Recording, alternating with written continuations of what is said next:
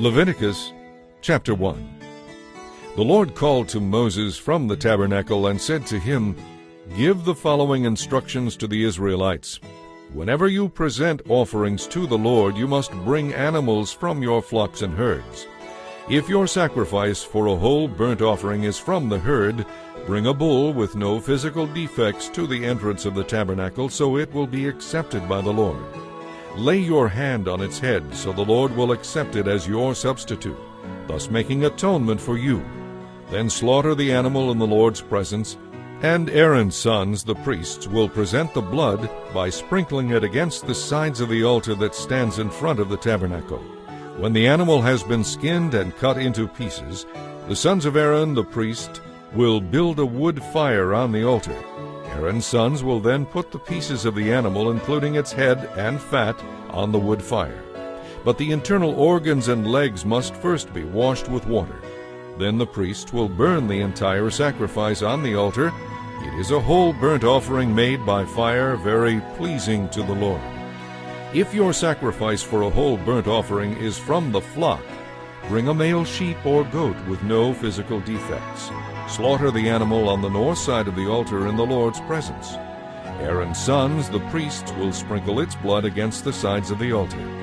Then you must cut the animal in pieces, and the priests will lay the pieces of the sacrifice, including the head and fat, on top of the wood fire on the altar. The internal organs and legs must first be washed with water. Then the priest will burn the entire sacrifice on the altar. It is a whole burnt offering made by fire, very pleasing to the Lord. If you bring a bird as a burnt offering to the Lord, choose either a turtle dove or a young pigeon. The priest will take the bird to the altar, twist off its head, and burn the head on the altar. He must then let its blood drain out against the sides of the altar. The priest must remove the crop and the feathers and throw them to the east side of the altar among the ashes. Then, grasping the bird by its wings, the priest will tear the bird apart, though not completely. Then he will burn it on top of the wood fire on the altar. It is a whole burnt offering made by fire, very pleasing to the Lord. Chapter 2. When you bring a grain offering to the Lord, the offering must consist of choice flour. You are to pour olive oil on it and sprinkle it with incense. Bring this offering to one of Aaron's sons, and he will take a handful of the flour mixed with olive oil, together with all the incense, and burn this token portion on the altar fire. It is an offering made by fire, very pleasing to the Lord. The rest of the flour will be given to Aaron and his sons. It will be considered a most holy part of the offerings given to the Lord by fire. When you present some kind of baked bread as a grain offering, it must be made of choice flour mixed with olive oil, but without any yeast. It may be presented in the form of cakes mixed with olive oil or wafers spread with olive oil. If your grain offering is cooked on a griddle, it must be made of choice flour and olive oil, and it must contain no yeast. Break it into pieces and pour oil on it. It is a kind of grain offering. If your offering is prepared in a pan, it also must be made of choice flour and olive oil. No matter how a grain offering has been prepared before being offered to the Lord, bring it to the priests, who will present it at the altar. The priest will take a token portion of the grain offering and burn it on the altar as an offering made by fire, and it will be very pleasing to the Lord. The rest of the grain offering will be given to Aaron and his sons as their food. It will be considered a most holy part of the offerings given to the Lord by fire. Do not use yeast in any of the grain offerings you present to the Lord, because no yeast or honey may be burned as an offering to the Lord by fire. You may add yeast and honey to the offerings presented at harvest time, but these must never be burned on the altar as an offering pleasing to the Lord. Season all your grain offerings with salt to remind you of God's covenant. Never forget to add salt to your grain offerings.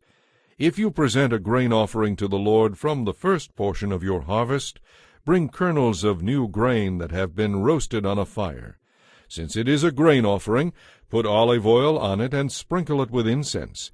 The priests will take a token portion of the roasted grain mixed with olive oil, together with all the incense, and burn it as an offering given to the Lord by fire.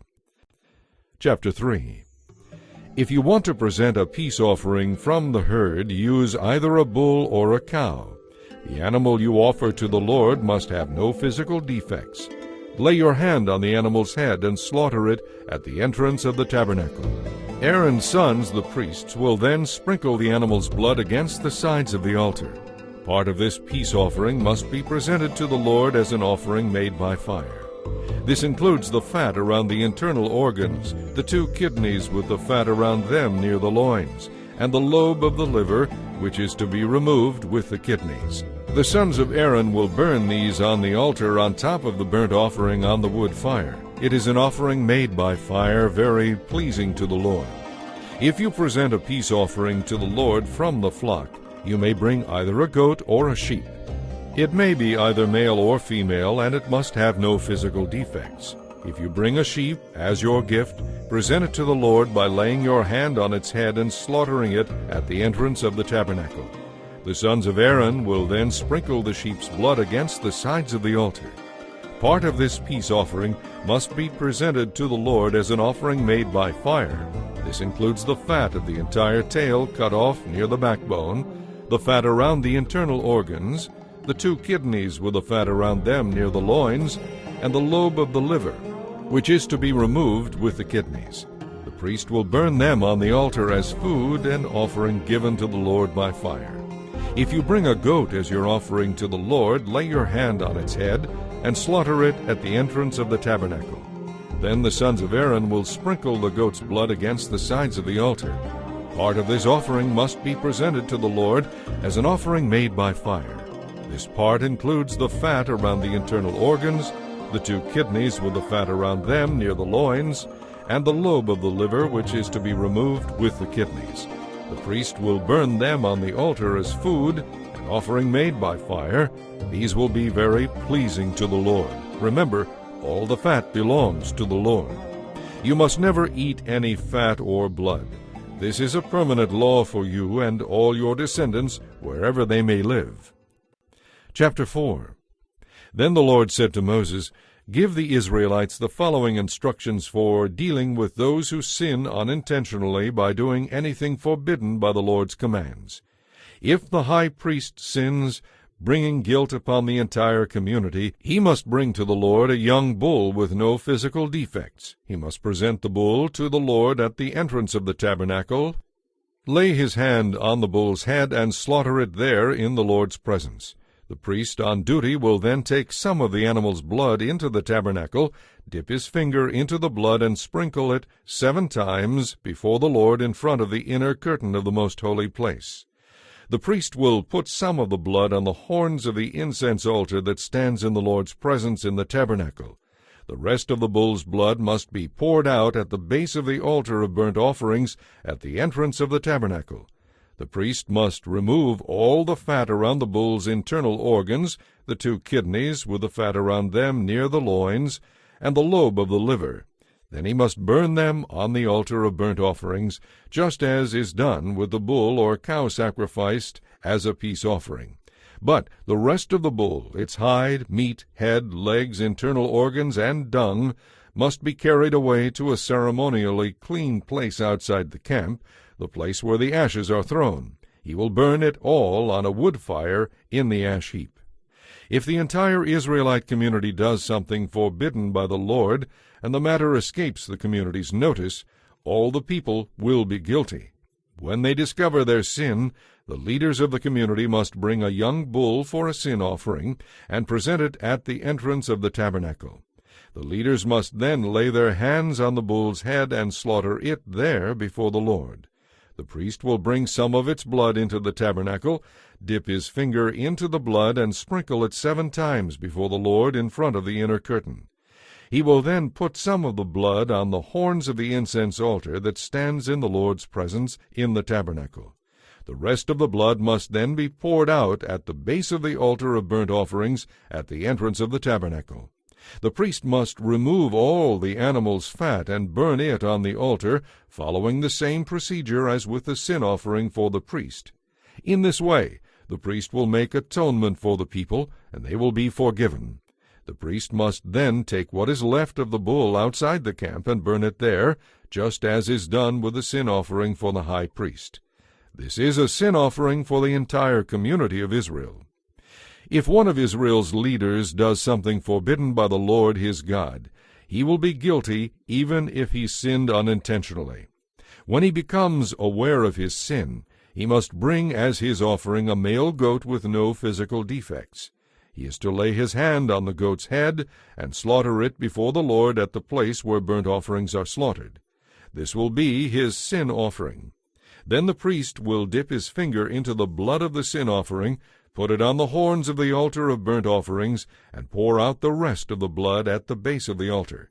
He must burn all the goat's fat on the altar, just as is done with the peace offering.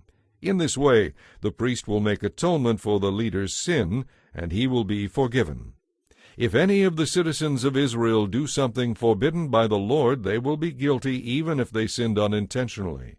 When they become aware of their sin, they must bring as their offering a female goat with no physical defects. It will be offered for their sin. They are to lay a hand on the head of the sin offering and slaughter it at the place where burnt offerings are slaughtered. The priest will then dip his finger into the blood, put the blood on the horns of the altar of burnt offerings, and pour out the rest of the blood at the base of the altar. Those who are guilty must remove all the goat's fat, just as is done with the peace offering. Then the priest will burn the fat on the altar, and it will be very pleasing to the Lord. In this way, the priest will make atonement for them, and they will be forgiven. If any of the people bring a sheep as their sin offering, it must be a female with no physical defects. They are to lay a hand on the head of the sin offering and slaughter it at the place where the burnt offerings are slaughtered. The priest will then dip his finger into the blood, put it on the horns of the altar of burnt offerings, and pour out the rest of the blood at the base of the altar. Those who are guilty must remove all the sheep's fat, just as is done with the sheep presented as a peace offering. Then the priest will burn the fat on the altar on top of the offerings given to the Lord by fire. In this way the priest will make atonement for them, and they will be forgiven. Chapter 5. If any of the people are called to testify about something they have witnessed, but they refuse to testify, they will be held responsible and be subject to punishment.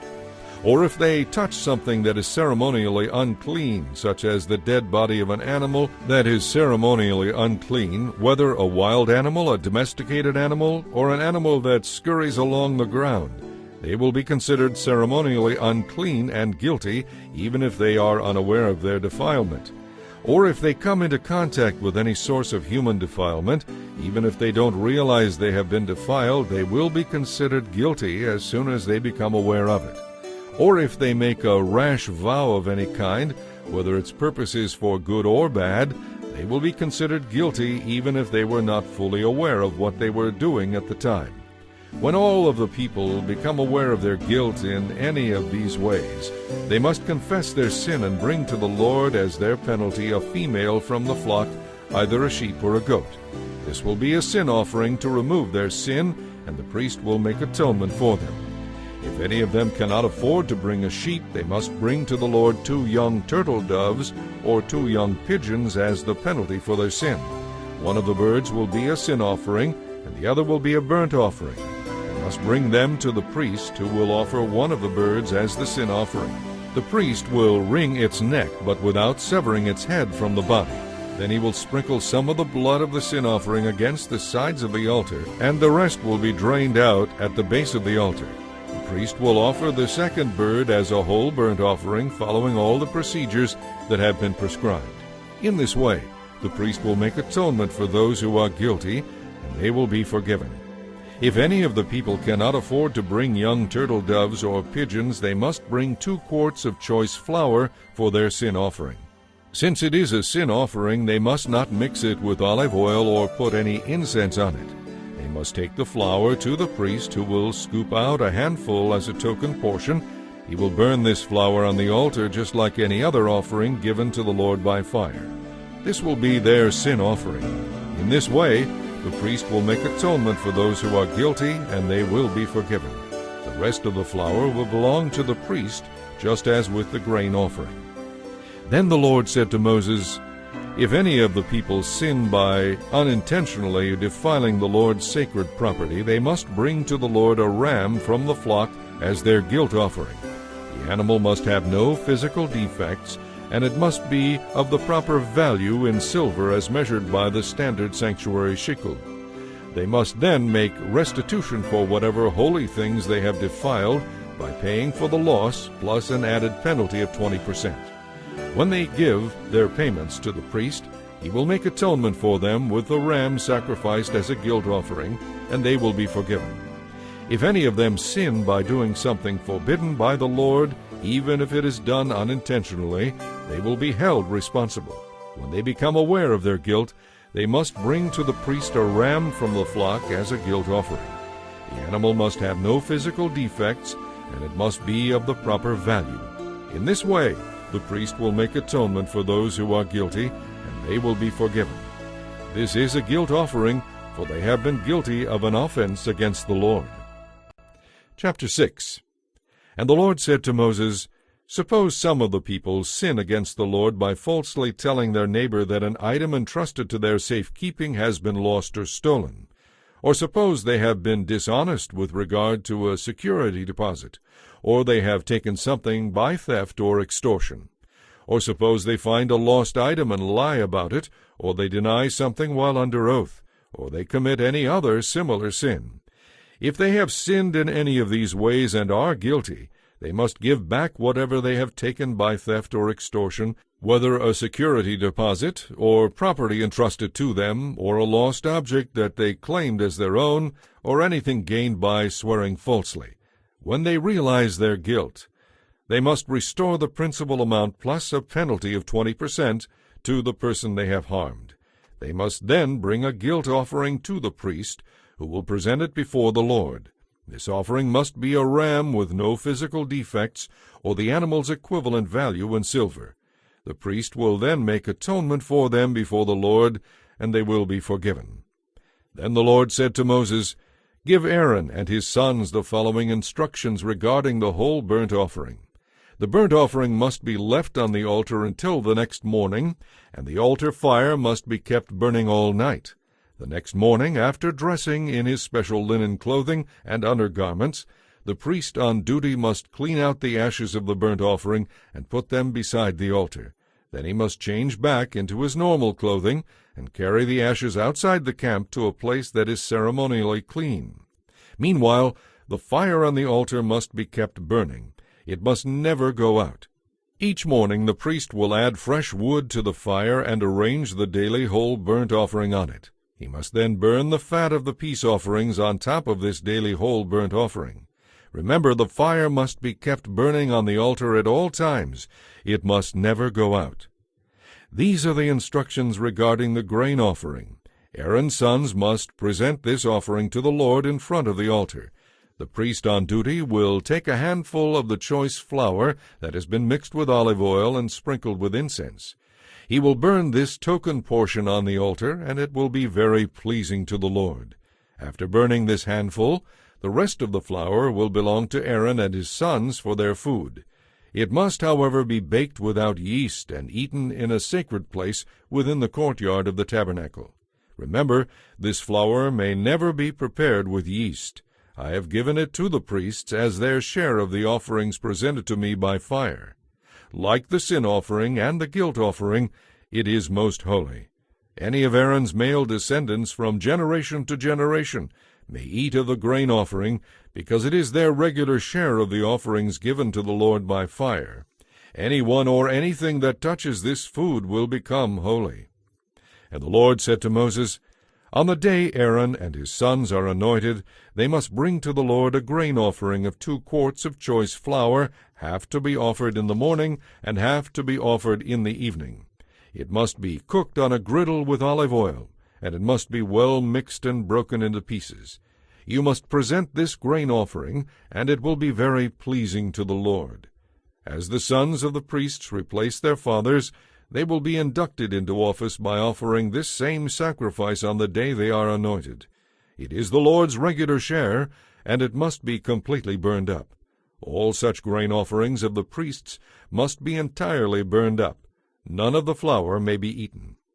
Then the Lord said to Moses, Give Aaron and his sons these further instructions regarding the sin offering. The animal given as a sin offering is most holy, and must be slaughtered in the Lord's presence at the place where the burnt offerings are slaughtered.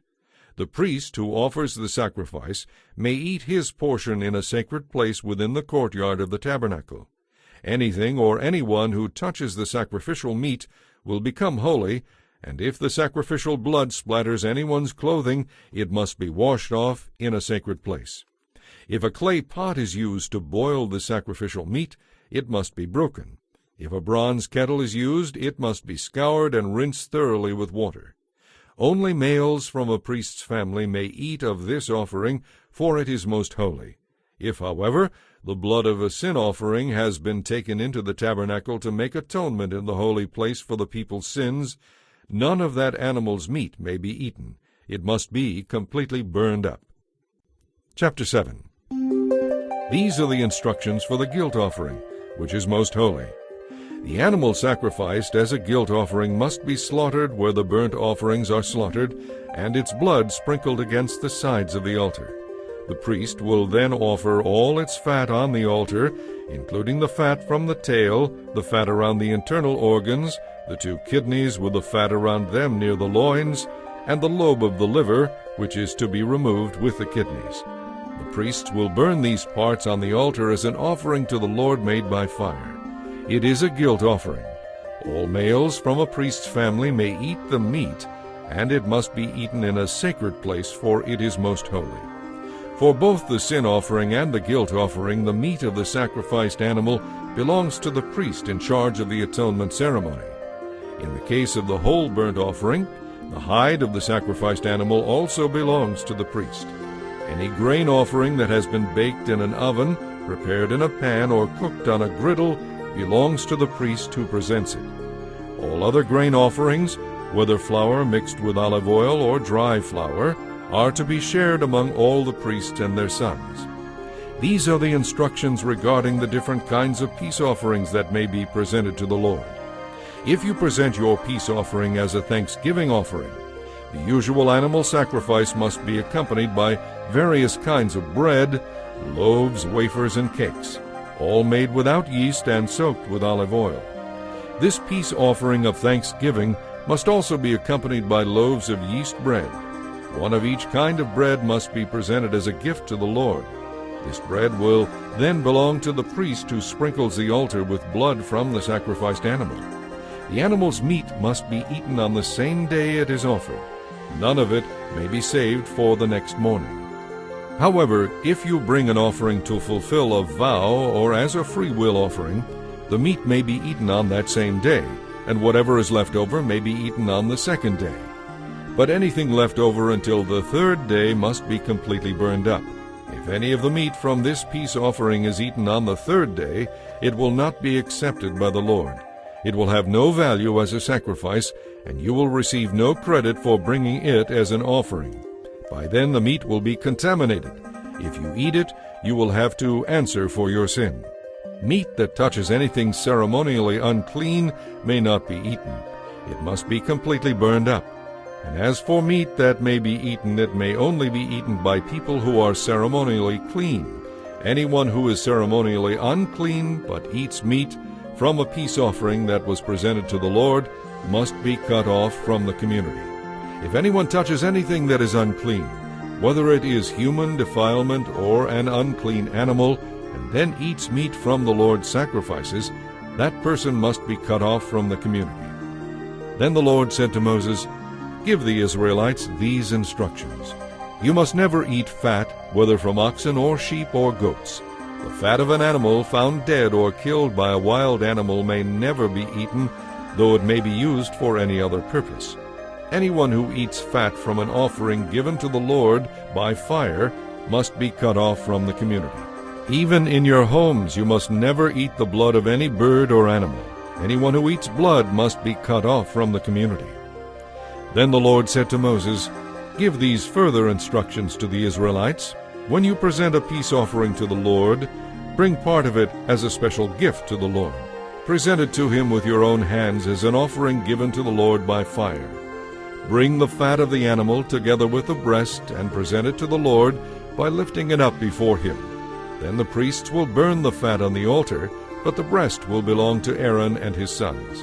You are to give the right thigh of your peace offering to the priest as a gift. The right thigh must always be given to the priest who sprinkles the blood and offers the fat of the peace offering. For I have designated the breast and the right thigh for the priests. It is their regular share of the peace offerings brought by the Israelites. This is their share. It has been set apart for Aaron and his descendants from the offerings given to the Lord by fire from the time they were appointed to serve the Lord as priests. The Lord commanded that the Israelites were to give these portions to the priests as their regular share from the time of the priest's anointing. This regulation applies throughout the generations to come.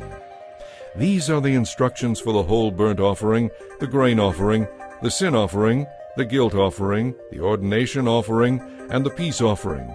The Lord gave these instructions to Moses on Mount Sinai when he commanded the Israelites to bring their offerings to the Lord in the wilderness of Sinai.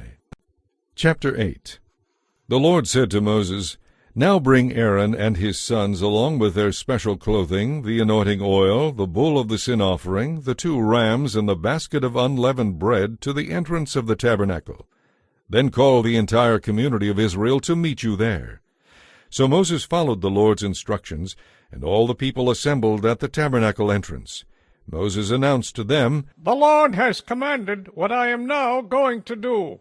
Then he presented Aaron and his sons and washed them with water. He clothed Aaron with the embroidered tunic and tied the sash around his waist. He dressed him in the robe of the ephod, along with the ephod itself, and attached the ephod with its decorative sash. Then Moses placed the chest piece on Aaron, and put the Urim and the Thummim inside it. He placed on Aaron's head the turban with the gold medallion at its front, just as the Lord had commanded him. Then Moses took the anointing oil and anointed the tabernacle and everything in it, thus making them holy. He sprinkled the altar 7 times, anointing it, and all its utensils, and the wash basin, and its pedestal, making them holy.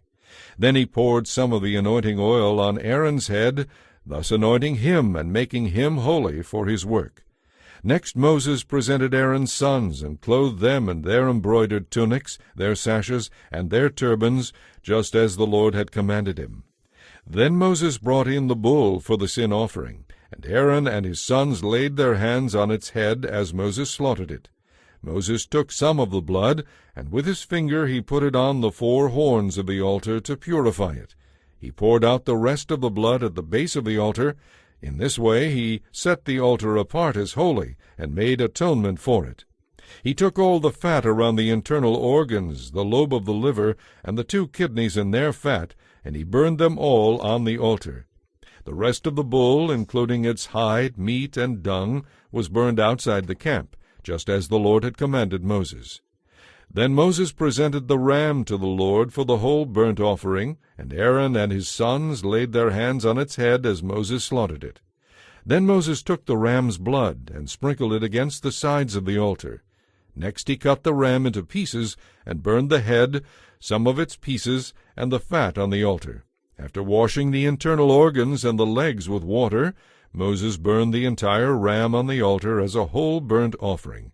It was an offering given to the Lord by fire, very pleasing to the Lord. All this was done just as the Lord had commanded Moses. Next Moses presented the second ram, which was the ram of ordination. Aaron and his sons laid their hands on its head as Moses slaughtered it. Then Moses took some of its blood and put it on the lobe of Aaron's right ear, the thumb of his right hand, and the big toe of his right foot. Next he presented Aaron's sons, and put some of the blood on the lobe of their right ears, the thumb of their right hands, and the big toe of their right feet. He then sprinkled the rest of the blood against the sides of the altar.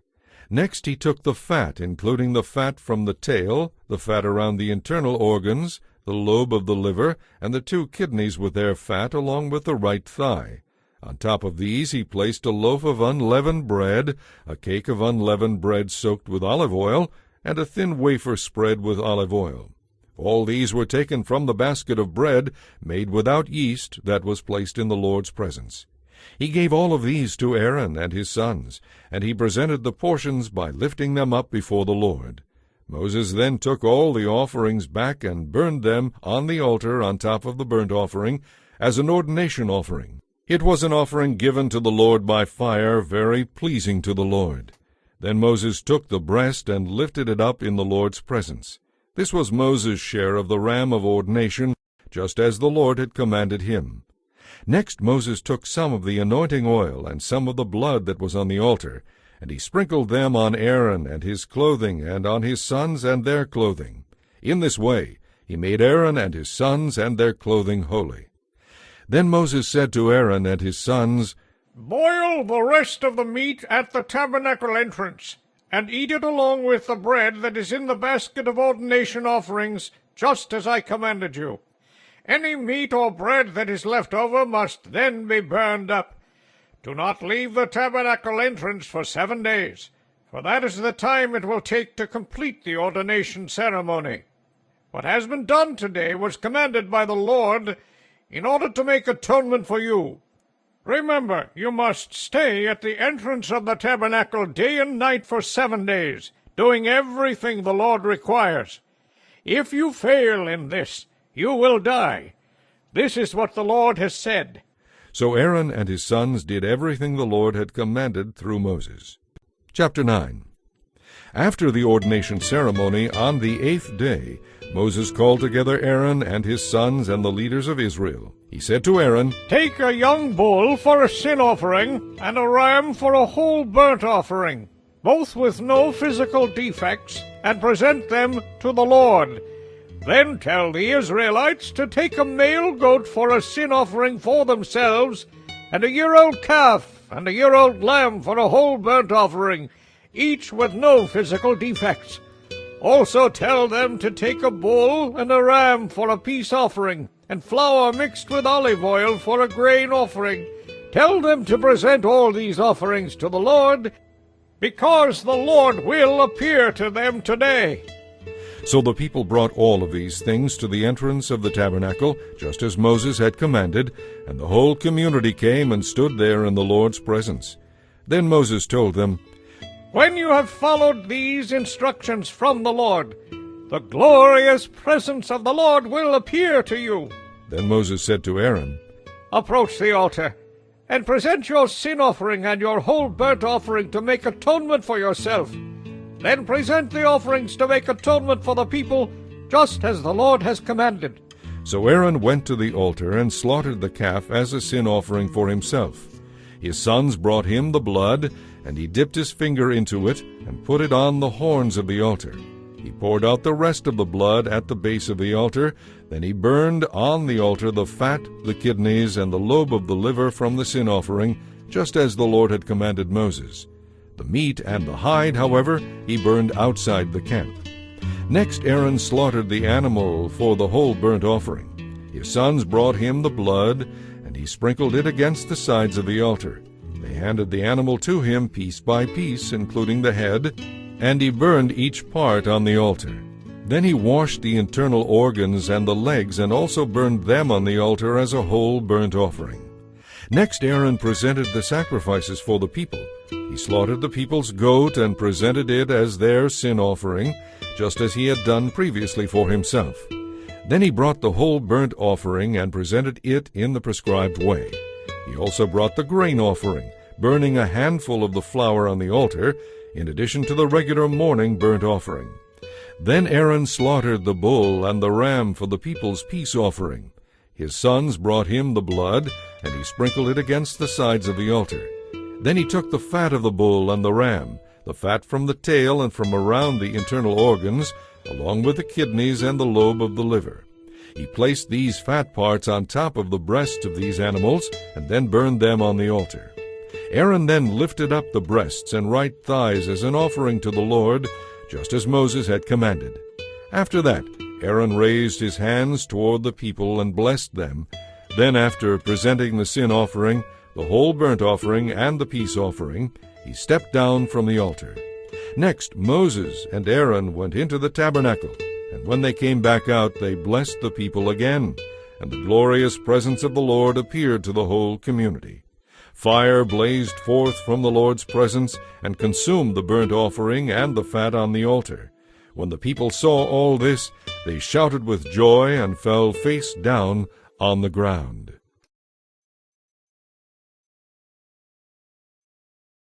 Chapter 10. Aaron's sons Nadab and Abihu put coals of fire in their incense burners and sprinkled incense over it. In this way they disobeyed the Lord by burning before him a different kind of fire than he had commanded. So fire blazed forth from the Lord's presence and burned them up, and they died there before the Lord. Then Moses said to Aaron, This is what the Lord meant when he said, I will show myself holy among those who are near me. I will be glorified before all the people. And Aaron was silent. Then Moses called for Mishael and Elzaphan, Aaron's cousins, the sons of Aaron's uncle Uzziel. He said to them, Come and carry the bodies of your relatives away from the sanctuary to a place outside the camp. Do not mourn by letting your hair hang loose or by tearing your clothes. If you do, you will die, and the Lord will be angry with the whole community of Israel. However, the rest of the Israelites, your relatives, may mourn for Nadab and Abihu, whom the Lord has destroyed by fire. But you are not to leave the entrance of the tabernacle under penalty of death, for the anointing oil of the Lord is upon you. So they did as Moses commanded. Then the Lord said to Aaron, You and your descendants must never drink wine or any other alcoholic drink before going into the tabernacle. If you do, you will die. This is a permanent law for you, and it must be kept by all future generations. You are to distinguish between what is holy and what is ordinary, what is ceremonially unclean and what is clean. And you must teach the Israelites all the laws that the Lord has given through Moses. Then Moses said to Aaron and his remaining sons, Eleazar and Ithamar, Take what is left of the grain offering after the handful has been presented to the Lord by fire. Make sure there is no yeast in it, and eat it beside the altar, for it is most holy. It must be eaten in a sacred place, for it has been given to you and your descendants as your regular share of the offerings given to the Lord by fire. These are the commands I have been given, but the breast and thigh that were lifted up may be eaten in any place that is ceremonially clean. These parts have been given to you and to your sons and daughters as your regular share of the peace offerings presented by the people of Israel. The thigh and breast that are lifted up must be lifted up to the Lord, along with the fat of the offerings given by fire. Then they will belong to you and your descendants forever, just as the Lord has commanded. When Moses demanded to know what had happened to the goat of the sin offering, he discovered that it had been burned up. As a result, he became very angry with Eleazar and Ithamar, Aaron's remaining sons. Why didn't you eat the sin offering in the sanctuary area? He demanded. It is a holy offering. It was given to you for removing the guilt of the community and for making atonement for the people before the Lord. Since the animal's blood was not taken into the holy place, you should have eaten the meat in the sanctuary area as I ordered you. Then Aaron answered Moses on behalf of his sons, Today my sons presented both their sin offering and their burnt offering to the Lord, he said. This kind of thing has also happened to me. Would the Lord have approved if I had eaten the sin offering today? And when Moses heard this, he approved. Chapter 11. Then the Lord said to Moses and Aaron, Give the following instructions to the Israelites. The animals you may use for food include those that have completely divided hooves and chew the cud. You may not, however, eat the animals named here, because they either have split hooves or chew the cud, but not both. The camel may not be eaten, for though it chews the cud, it does not have split hooves. The same is true of the rock badger and the hare, so they also may never be eaten. And the pig may not be eaten, for though it has split hooves, it does not chew the cud. You may not eat the meat of these animals or touch their dead bodies. They are ceremonially unclean for you. As for marine animals, you may eat whatever has both fins and scales, whether taken from fresh water or salt water. You may not, however, eat marine animals that do not have both fins and scales. You are to detest them, and they will always be forbidden to you. You must never eat their meat or even touch their dead bodies. I repeat, any marine animal that does not have both fins and scales is strictly forbidden to you.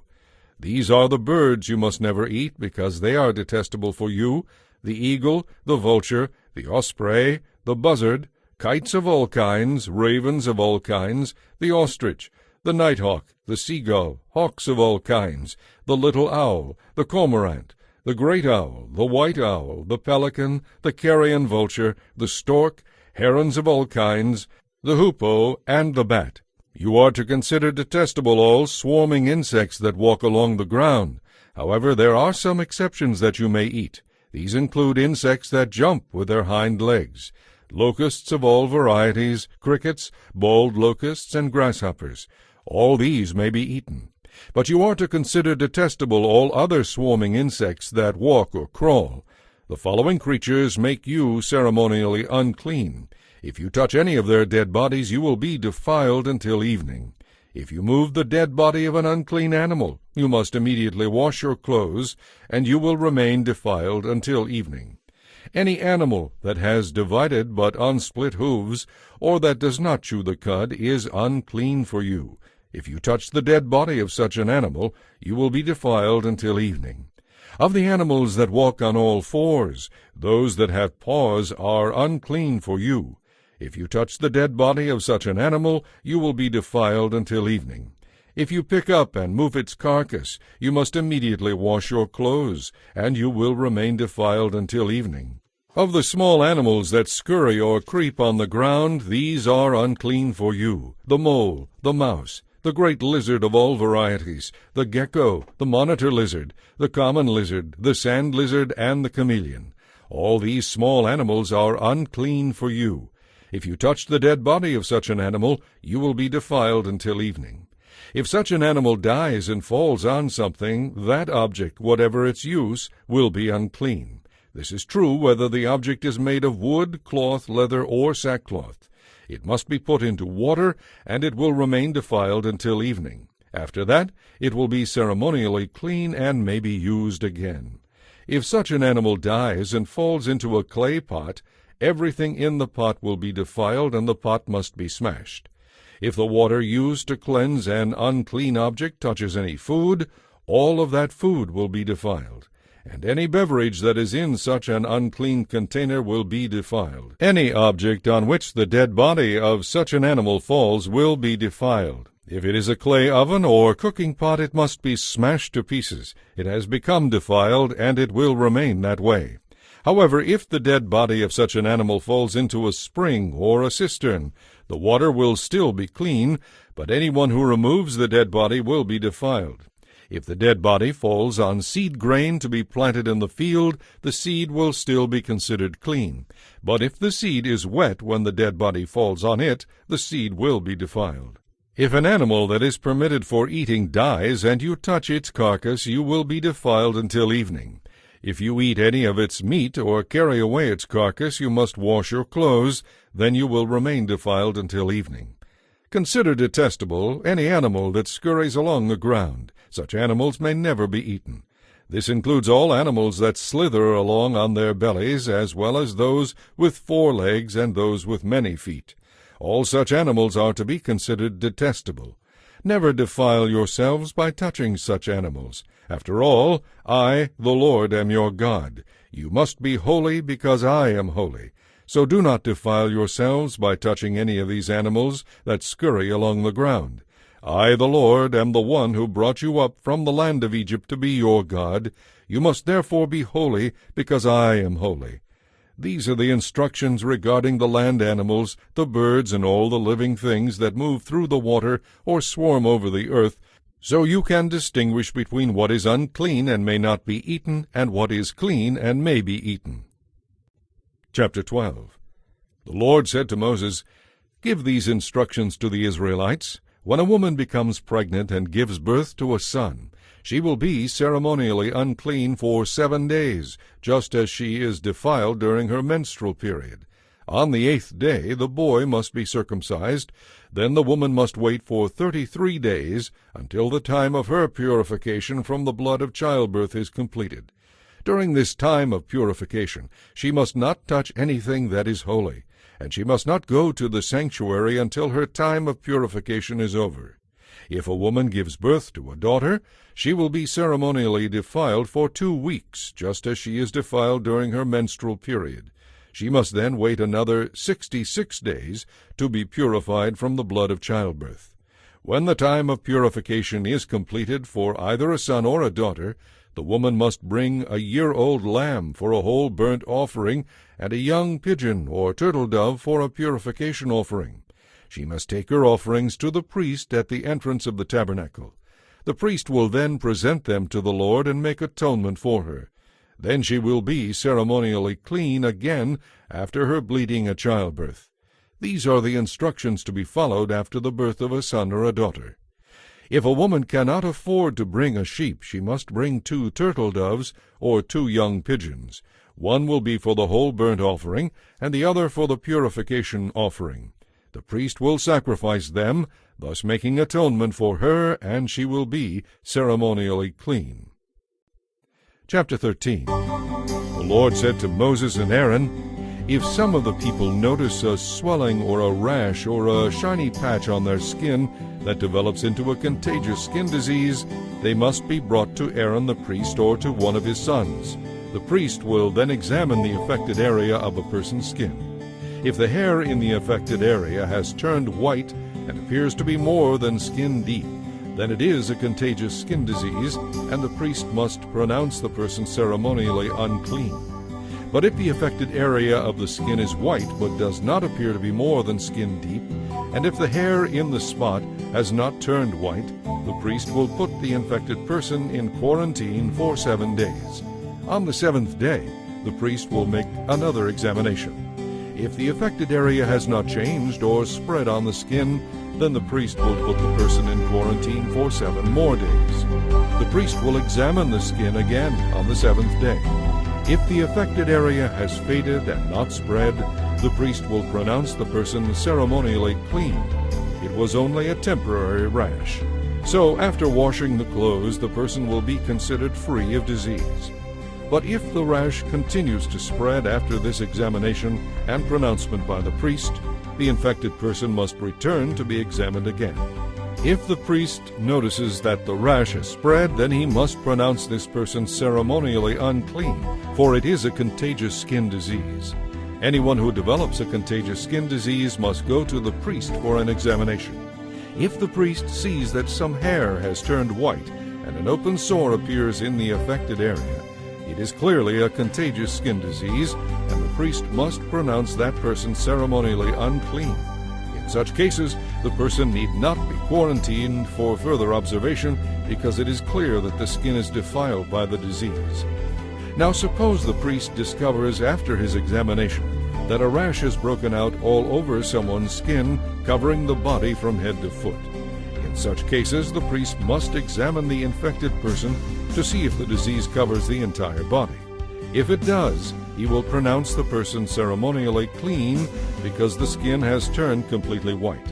But if any open sores appear, the infected person will be pronounced ceremonially unclean. The priest must make this pronouncement as soon as he sees an open sore, because open sores indicate the presence of a contagious skin disease. However, if the open sores heal and turn white like the rest of the skin, the person must return to the priest. If after another examination, the affected areas have been indeed turned completely white, then the priest will pronounce the person ceremonially clean. If anyone has had a boil on the skin that has started to heal, but a white swelling or a reddish white spot remains in its place, that person must go to the priest to be examined. If the priest finds the disease to be more than skin deep, and if the hair in the affected area has turned white, then the priest must pronounce the person ceremonially unclean. It is a contagious skin disease that has broken out in the boil. But if the priest sees that there is no white hair in the affected area, and if it doesn't appear to be more than skin deep and has faded, then the priest is to put the person in quarantine for 7 days. If during that time the affected area spreads on the skin, the priest must pronounce the person ceremonially unclean because it is a contagious skin disease. But if the area grows no larger and does not spread, it is merely the scar from the boil, and the priest will pronounce that person ceremonially clean. If anyone has suffered a burn on the skin and the burned area changes color, becoming either a shiny reddish white or white, then the priest must examine it. If the hair in the affected area turns white, and the problem appears to be more than skin deep, a contagious skin disease has broken out in the burn. The priest must then pronounce that person ceremonially unclean, for it is clearly a contagious skin disease. But if the priest discovers that there is no white hair in the affected area, and the problem appears to be no more than skin deep and has faded, then the priest is to put the infected person in quarantine for 7 days. If at the end of that time the affected area has spread on the skin, the priest must pronounce that person ceremonially unclean, for it is clearly a contagious skin disease. But if the affected area has not moved or spread on the skin and has faded, it is simply a scar from the burn. The priest must then pronounce the person ceremonially clean. If anyone, whether a man or woman, has an open sore on the head or chin, the priest must examine the infection. If it appears to be more than skin deep and fine yellow hair is found in the affected area, the priest must pronounce the infected person ceremonially unclean. The infection is a contagious skin disease of the head or chin. However, if the priest's examination reveals that the infection is only skin deep and there is no black hair in the affected area, then he must put the person in quarantine for 7 days. If at the end of that time the affected area has not spread and no yellow hair has appeared, and if the infection does not appear to be more than skin deep, the infected person must shave off all hair except the hair on the affected area. Then the priest must put the person in quarantine for another 7 days. He will examine the infection again on the 7th day. If it has not spread and appears to be no more than skin deep, the priest must pronounce that person ceremonially clean. After washing clothes, that person will be clean. But if the infection begins to spread after the person is pronounced clean, the priest must do another examination. If the infection has spread, he must pronounce the infected person ceremonially unclean even without checking for yellow hair. But if it appears that the infection has stopped spreading and black hair has grown in the affected area, then the infection has healed. The priest will then pronounce the infected person ceremonially clean. If anyone, whether a man or a woman, has shiny white patches on the skin, the priest must examine the affected area. If the patch is only a pale white, this is a harmless skin rash and the person is ceremonially clean. If a man loses his hair and his head becomes bald, he is still ceremonially clean.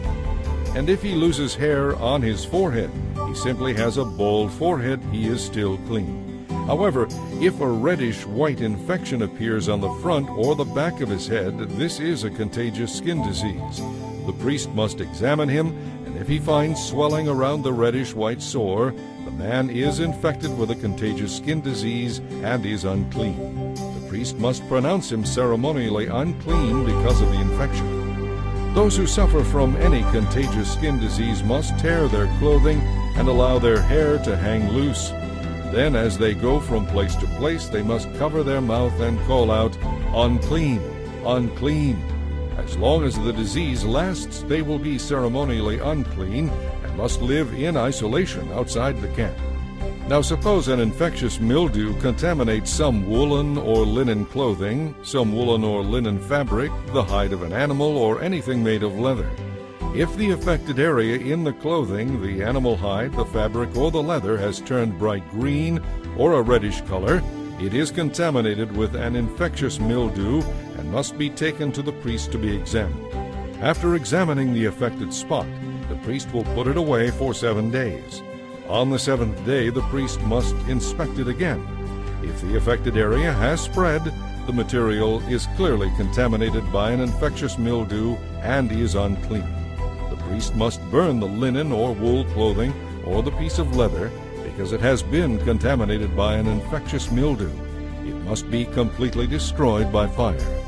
But if the priest examines it again and the affected spot has not spread in the clothing, the fabric, or the leather, the priest will order the contaminated object to be washed and then isolated for 7 more days.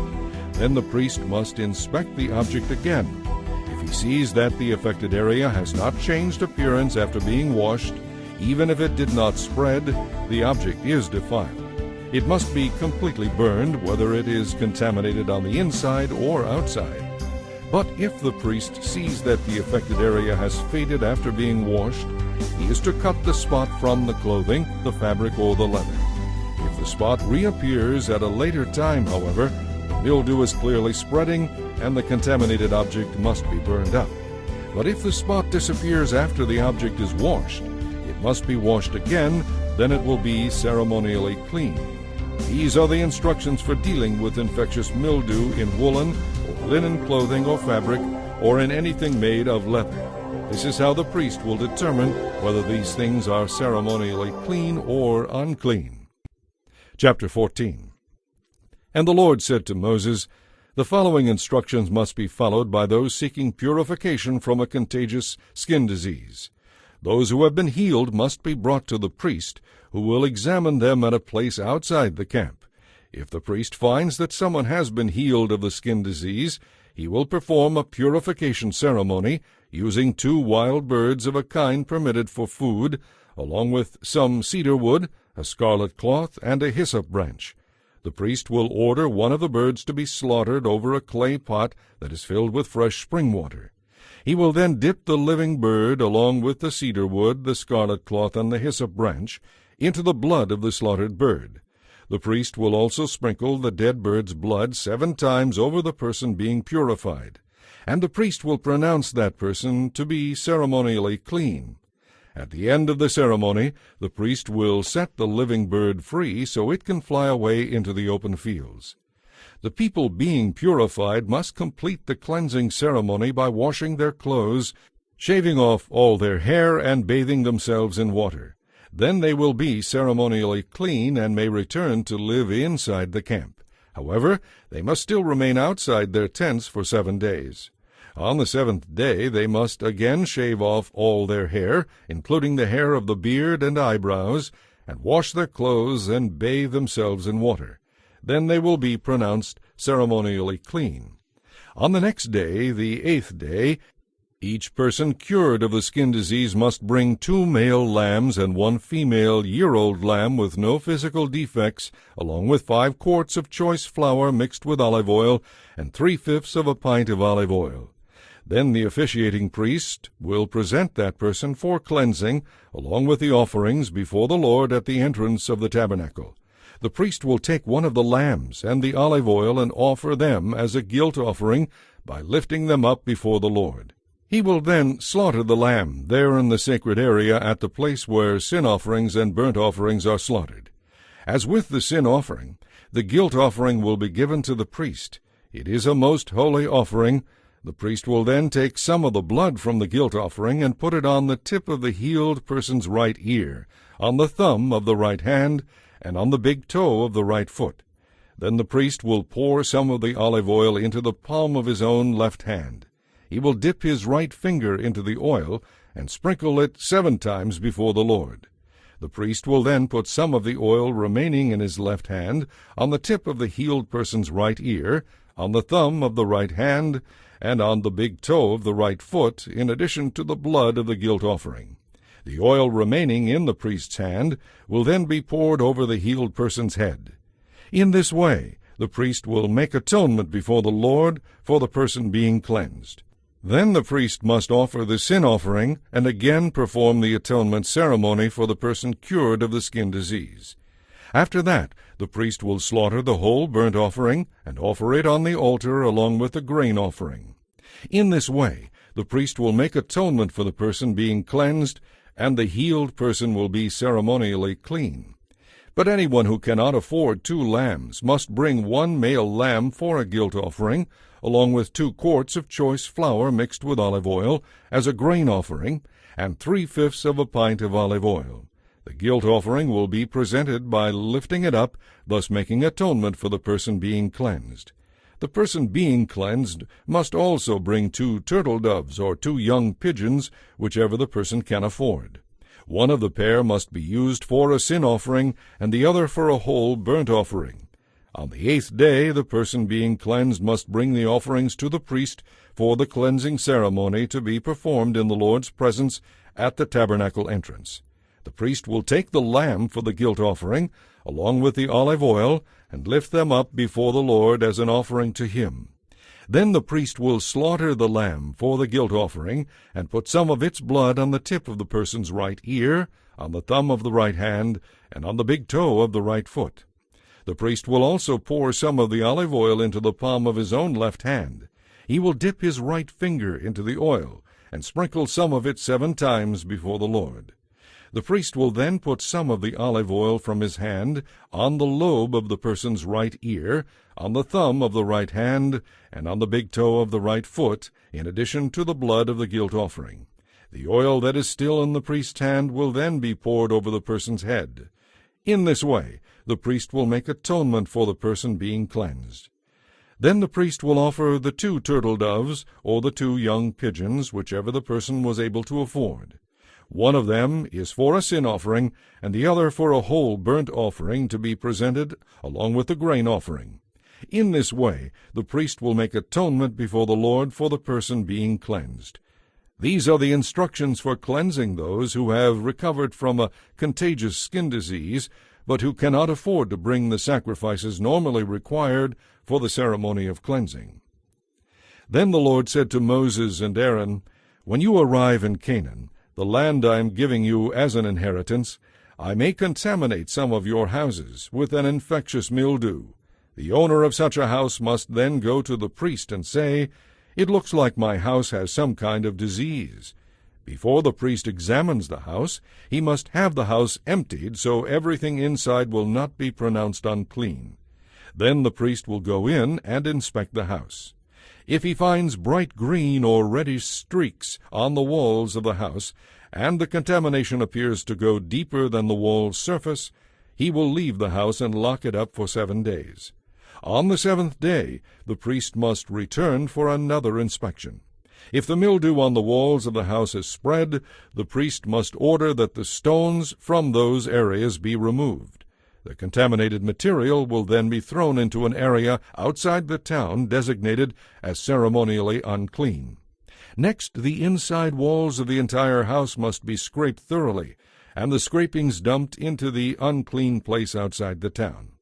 Other stones will be brought in to replace the ones that were removed, and the walls will be replastered. But if the mildew reappears after all these things have been done, the priest must return and inspect the house again. If he sees that the affected areas have spread, the walls are clearly contaminated with an infectious mildew, and the house is defiled, it must be torn down, and all its stones, timbers, and plaster must be carried out of town to the place designated as ceremonially unclean. Anyone who enters the house while it is closed will be considered ceremonially unclean until evening. All who sleep or eat in the house must wash their clothing. But if the priest returns for his inspection and finds that the affected areas have not reappeared after the fresh plastering, then he will pronounce the house clean because the infectious mildew is clearly gone. To purify the house, the priest will need 2 birds, some cedar wood, a scarlet cloth, and a hyssop branch. He will slaughter one of the birds over a clay pot that is filled with fresh spring water. Then he will dip the cedar wood, the hyssop branch, the scarlet cloth, and the living bird into the blood of the slaughtered bird, and he will sprinkle the house 7 times. After he has purified the house in this way, he will release the living bird in the open fields outside the town.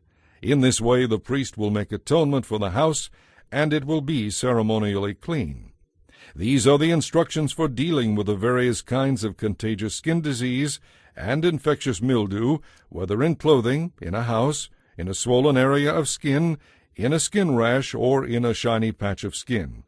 These instructions must be followed when dealing with any contagious skin disease or infectious mildew to determine when something is ceremonially clean or unclean. Chapter 15. The Lord said to Moses and Aaron, Give these further instructions to the Israelites. Any man who has a genital discharge is ceremonially unclean because of it. This defilement applies whether the discharge continues or is stopped up. In either case, the man is unclean. Any bedding on which he lies and anything on which he sits will be defiled. So if you touch the man's bedding, you will be required to wash your clothes and bathe in water, and you will remain ceremonially defiled until evening. If you sit where the man with a discharge has sat, you will be required to wash your clothes and bathe in water. You will then remain defiled until evening. The same instructions apply if you touch the man who has the unclean discharge. And if he spits on you, you must undergo the same procedure. Any blanket on which the man rides will be defiled. If you touch or carry anything that was under him, you will be required to wash your clothes and bathe in water, and you will remain defiled until evening. If the man touches you without first rinsing his hands, then you will be required to wash your clothes and bathe in water, and you will remain defiled until evening. Any clay pot touched by the man with a discharge must be broken, and every wooden utensil he touches must be rinsed with water. When the man's discharge heals, he must count off a period of 7 days. During that time, he must wash his clothes and bathe in fresh spring water. Then he will be ceremonially clean. On the 8th day he must bring 2 turtle doves or 2 young pigeons and present himself to the Lord at the entrance of the tabernacle and give his offerings to the priest. The priest will present the offerings there, one for a sin offering and the other for a whole burnt offering. In this way, the priest will make atonement for the man before the Lord for his discharge. Whenever a man has an emission of semen, he must wash his entire body, and he will remain ceremonially defiled until evening. Any clothing or leather that comes in contact with the semen must be washed, and it will remain defiled until evening. After having sexual intercourse, both the man and the woman must bathe, and they will remain defiled until evening. Whenever a woman has her menstrual period, she will be ceremonially unclean for 7 days. If you touch her during that time, you will be defiled until evening. Anything on which she lies or sits during that time will be defiled. If you touch her bed, you must wash your clothes and bathe in water, and you will remain defiled until evening. The same applies if you touch an object on which she sits, whether it is her bedding or any piece of furniture. If a man has sexual intercourse with her during this time, her menstrual impurity will be transmitted to him. He will remain defiled for 7 days, and any bed on which he lies will be defiled. If the menstrual flow of blood continues for many days beyond the normal period, or if she discharges blood unrelated to her menstruation, the woman will be ceremonially unclean as long as the discharge continues. Anything on which she lies or sits during that time will be defiled, just as it would be during her normal menstrual period. If you touch her bed or anything on which she sits, you will be defiled. You will be required to wash your clothes and bathe in water, and you will remain defiled until evening. When the woman's menstrual discharge stops, she must count off a period of 7 days. After that, she will be ceremonially clean. On the 8th day she must bring 2 turtle doves or 2 young pigeons and present them to the priest at the entrance of the tabernacle. The priest will offer one for a sin offering and the other for a whole burnt offering. In this way, the priest will make atonement for her before the Lord for her menstrual discharge. In this way you will keep the people of Israel separate from things that will defile them, so they will not die as a result of defiling my tabernacle that is right there among them. These are the instructions for dealing with a man who has been defiled by a genital discharge or an emission of semen, for dealing with a woman during her monthly menstrual period, for dealing with anyone, man or woman, who has had a bodily discharge of any kind, and for dealing with a man who has had intercourse with a woman during her period. Chapter 16. The Lord spoke to Moses after the death of Aaron's 2 sons who died when they burned a different kind of fire than the Lord had commanded. The Lord said to Moses, "Warn your brother Aaron not to enter the most holy place behind the inner curtain whenever he chooses. The penalty for intrusion is death. For the ark's cover, the place of atonement, is there, and I myself am present in the cloud over the atonement cover.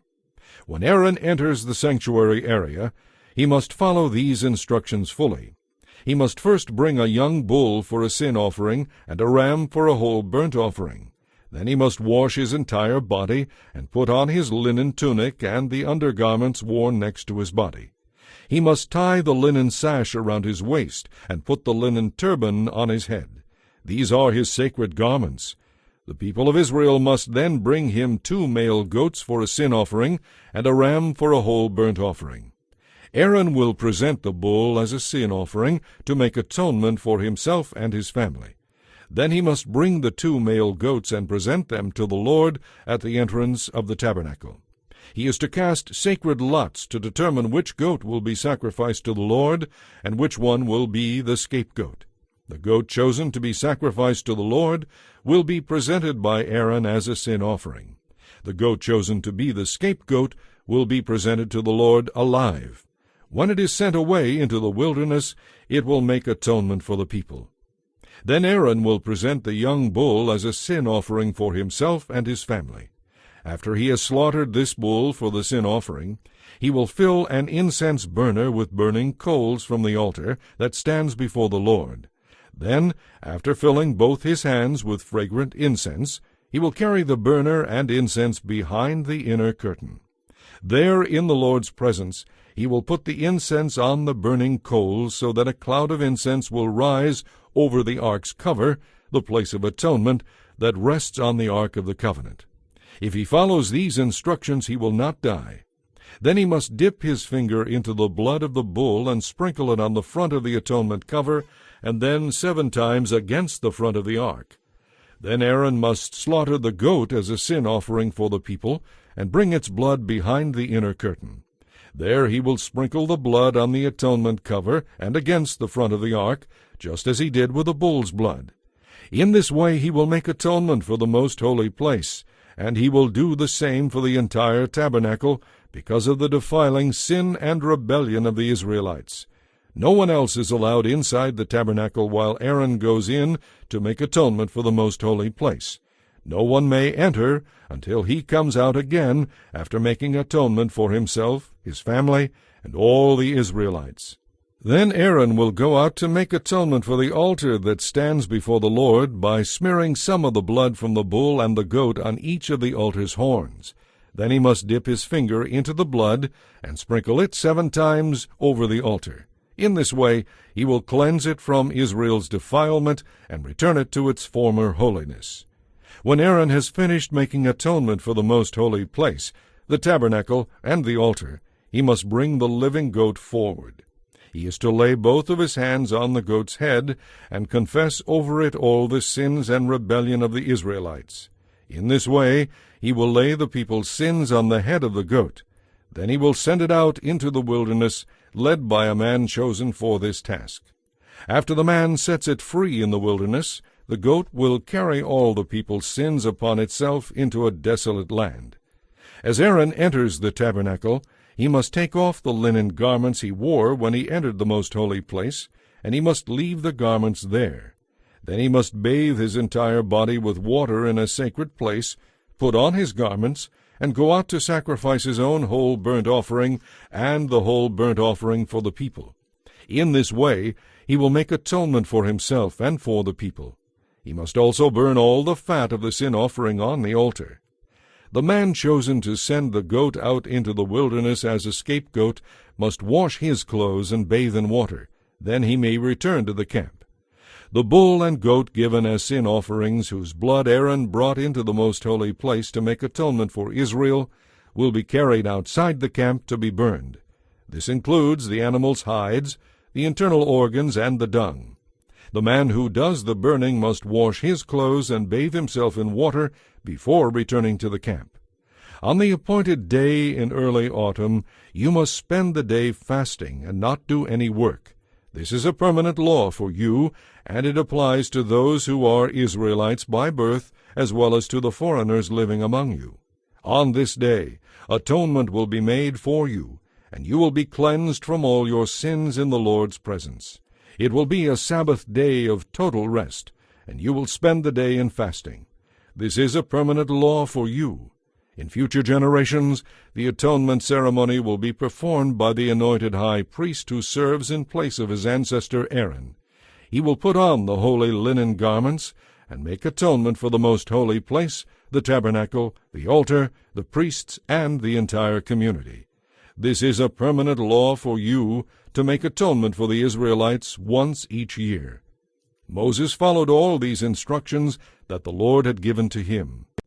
Chapter 17. Then the Lord said to Moses, "Give Aaron and his sons and all the Israelites these commands from the Lord. If any Israelite sacrifices a bull or a lamb or a goat anywhere inside or outside the camp, and does not bring it to the entrance of the tabernacle to present it as an offering to the Lord, that person will be guilty of a capital offense.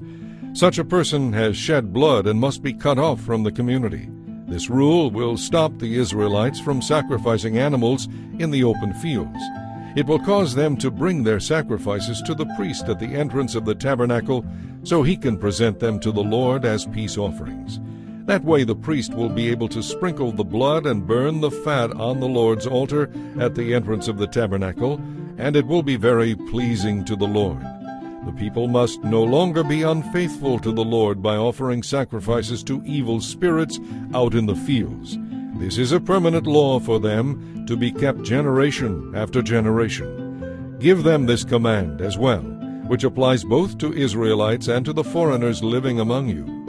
If you offer a whole burnt offering or a sacrifice and do not bring it to the entrance of the tabernacle to offer it to the Lord, you will be cut off from the community.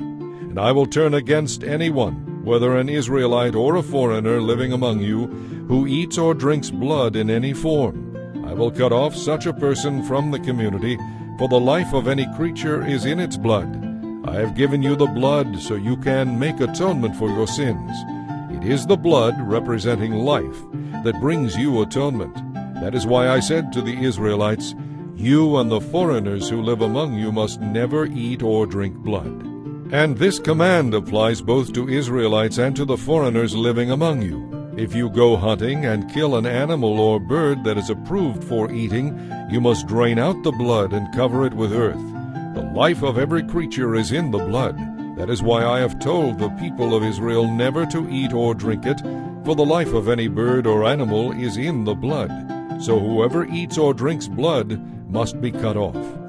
And this command also applies both to Israelites and the foreigners living among you. If you eat from the carcass of an animal that died a natural death or was killed by a wild animal, you must wash your clothes and bathe yourselves in water.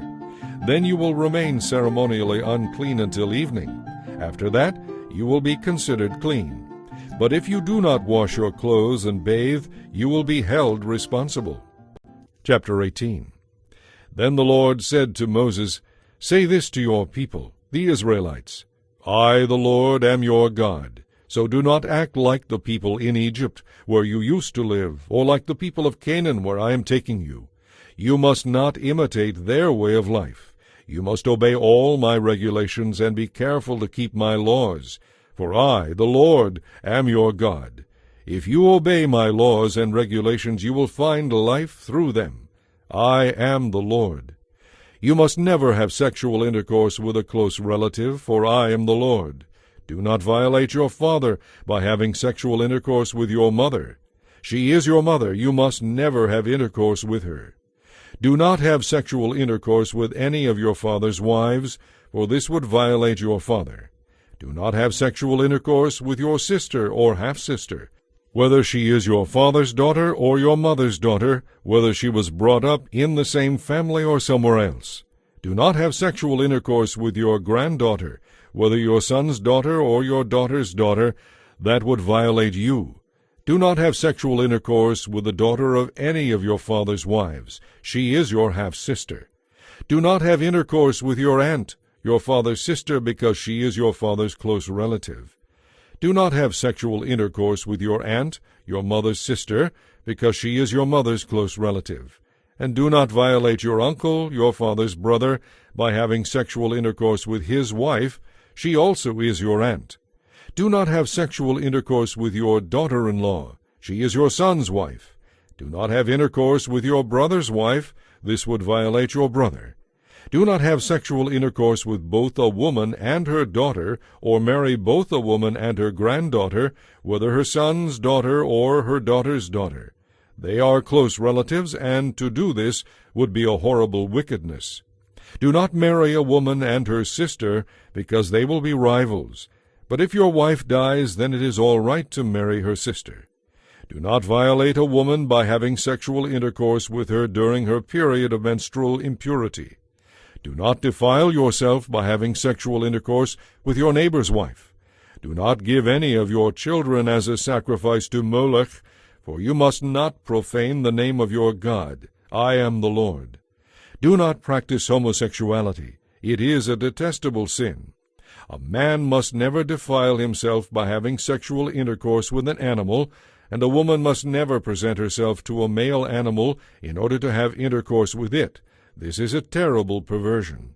Do not defile yourselves in any of these ways, because this is how the people I am expelling from the promised land have defiled themselves. As a result, the entire land has become defiled. That is why I am punishing the people who live there, and the land will soon vomit them out. You must strictly obey all of my laws and regulations, and you must not do any of these detestable things. This applies both to you who are Israelites by birth and to the foreigners living among you. All these detestable activities are practiced by the people of the land where I am taking you, and the land has become defiled. Do not give the land a reason to vomit you out for defiling it, as it will vomit out the people who live there now. Whoever does any of these detestable things will be cut off from the community of Israel. So be careful to obey my laws, and do not practice any of these detestable activities. Do not defile yourselves by doing any of them, for I, the Lord, am your God. Chapter 19. The Lord also said to Moses, Say this to the entire community of Israel, You must be holy, because I, the Lord your God, am holy. Each of you must show respect for your mother and father, and you must always observe my Sabbath days of rest, for I, the Lord, am your God. Do not put your trust in idols or make gods of metal for yourselves. I, the Lord, am your God. When you sacrifice a peace offering to the Lord, offer it properly, so it will be accepted on your behalf. You must eat it on the same day you offer it, or on the next day at the latest. Any leftovers that remain until the third day must be burned. If any of the offering is eaten on the third day, it will be contaminated, and I will not accept it. If you eat it on the third day, you will answer for the sin of profaning what is holy to the Lord, and must be cut off from the community. When you harvest your crops, do not harvest the grain along the edges of your fields, and do not pick up what the harvesters drop. It is the same with your grape crop. Do not strip every last bunch of grapes from the vines, and do not pick up the grapes that fall on the ground. Leave them for the poor and the foreigners who live among you, for I, the Lord, am your God. Do not steal, do not cheat one another, do not lie. Do not use my name to swear a falsehood and so profane the name of your God. I am the Lord. Do not cheat or rob anyone. Always pay your hired workers promptly. Show your fear of God by treating the deaf with respect, and by not taking advantage of the blind. I am the Lord. Always judge your neighbors fairly, neither favoring the poor nor showing deference to the rich. Do not spread slanderous gossip among your people. Do not try to get ahead at the cost of your neighbor's life, for I am the Lord. Do not nurse hatred in your heart for any of your relatives. Confront your neighbors directly, so you will not be held guilty for their crimes. Never seek revenge or bear a grudge against anyone, but love your neighbor as yourself. I am the Lord. You must obey all my laws. Do not breed your cattle with other kinds of animals. Do not plant your field with two kinds of seed. Do not wear clothing woven from two different kinds of fabric. If a man has sexual intercourse with a slave girl who is committed to become someone else's wife, compensation must be paid. But since she had not been freed at the time, the couple will not be put to death. The man, however, must bring a ram as a guilt offering and present it to the Lord at the entrance of the tabernacle. The priest will then make atonement for him before the Lord with the sacrificial ram of the guilt offering, and the man will be forgiven. When you enter the land and plant fruit trees, leave the fruit unharvested for the first 3 years, and consider it forbidden. In the 4th year the entire crop will be devoted to the Lord, as an outburst of praise. Finally, in the 5th year you may eat the fruit. In this way its yield will be increased. I, the Lord, am your God. Never eat meat that has not been drained of its blood. Do not practice fortune-telling or witchcraft. Do not trim off the hair on your temples or clip the edges of your beards. Never cut your bodies in mourning for the dead or mark your skin with tattoos, for I am the Lord. Do not defile your daughter by making her a prostitute, or the land will be filled with promiscuity and detestable wickedness. Keep my Sabbath days of rest, and show reverence toward my sanctuary, for I am the Lord. Do not rely on mediums and psychics, for you will be defiled by them. I, the Lord, am your God. Show your fear of God by standing up in the presence of elderly people and showing respect for the aged. I am the Lord. Do not exploit the foreigners who live in your land. They should be treated like everyone else, and you must love them as you love yourself. Remember that you were once foreigners in the land of Egypt. I, the Lord, am your God. Do not use dishonest standards when measuring length, weight, or volume. Your scales and weights must be accurate. Your containers for measuring dry goods or liquids must be accurate. I, the Lord, am your God, who brought you out of the land of Egypt. You must be careful to obey all of my laws and regulations, for I am the Lord. Chapter 20. The Lord said to Moses, Give the Israelites these instructions which apply to those who are Israelites by birth, as well as to the foreigners living among you. If any among them devote their children as burnt offerings to Molech, they must be stoned to death by people of the community. I myself will turn against them and cut them off from the community, because they have defiled my sanctuary and profaned my holy name by giving their children to Molech. And if the people of the community ignore this offering of children to Molech and refuse to execute the guilty parents, then I myself will turn against them and cut them off from the community, along with all those who commit prostitution by worshipping Molech. If any among the people are unfaithful by consulting and following mediums or psychics, I will turn against them and cut them off from the community. So set yourselves apart to be holy, for I, the Lord, am your God. Keep all my laws and obey them, for I am the Lord who makes you holy. All who curse their father or mother must be put to death. They are guilty of a capital offense. If a man commits adultery with another man's wife, both the man and the woman must be put to death. If a man has intercourse with his father's wife, both the man and the woman must die, for they are guilty of a capital offense. If a man has intercourse with his daughter-in-law, both must be put to death. They have acted contrary to nature and are guilty of a capital offense. The penalty for homosexual acts is death to both parties. They have committed a detestable act and are guilty of a capital offense. If a man has intercourse with both a woman and her mother, such an act is terribly wicked. All 3 of them must be burned to death to wipe out such wickedness from among you. If a man has sexual intercourse with an animal, he must be put to death, and the animal must be killed. If a woman approaches a male animal to have intercourse with it, she and the animal must both be put to death.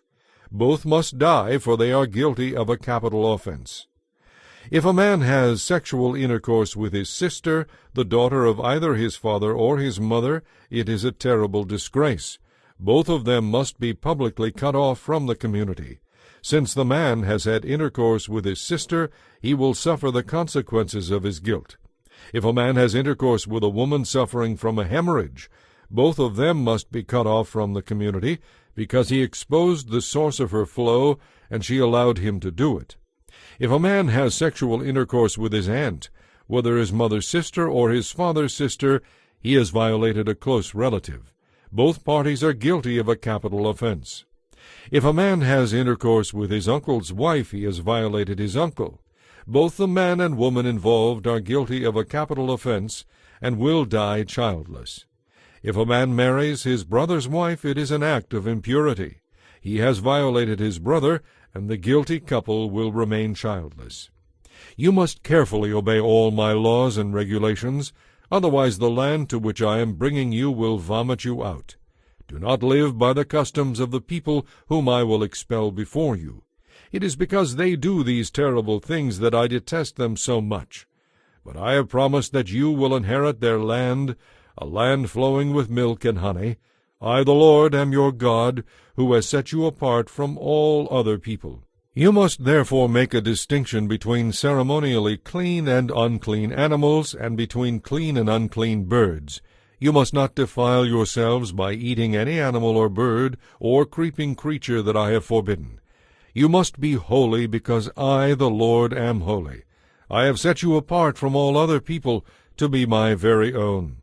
Men and women among you who act as mediums or psychics must be put to death by stoning. They are guilty of a capital offense. Chapter 21. The Lord said to Moses, Tell the priests to avoid making themselves ceremonially unclean by touching a dead relative, unless it is a close relative, mother or father, son or daughter, brother or virgin sister, who was dependent because she had no husband. As a husband among his relatives, he must not defile himself. The priests must never shave their heads, trim the edges of their beards, or cut their bodies. They must be set apart to God as holy, and must never dishonor his name. After all, they are the ones who present the offerings to the Lord by fire, providing God with his food, and they must remain holy.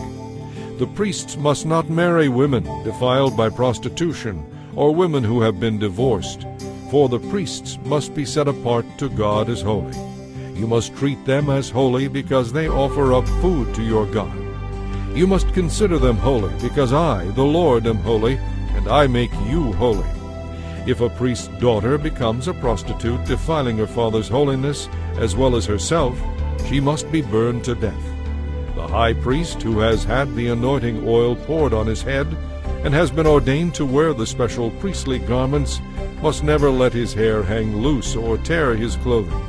He must never defile himself by going near a dead person, even if it is his father or mother. He must not desecrate the sanctuary of his God by leaving it to attend his parents' funeral, because he has been made holy by the anointing oil of his God. I am the Lord. The high priest must marry a virgin. He must not marry a widow, a divorced woman, or a woman defiled by prostitution. She must be a virgin from his own clan, that he may not dishonor his descendants among the members of his clan, because I, the Lord, have made him holy.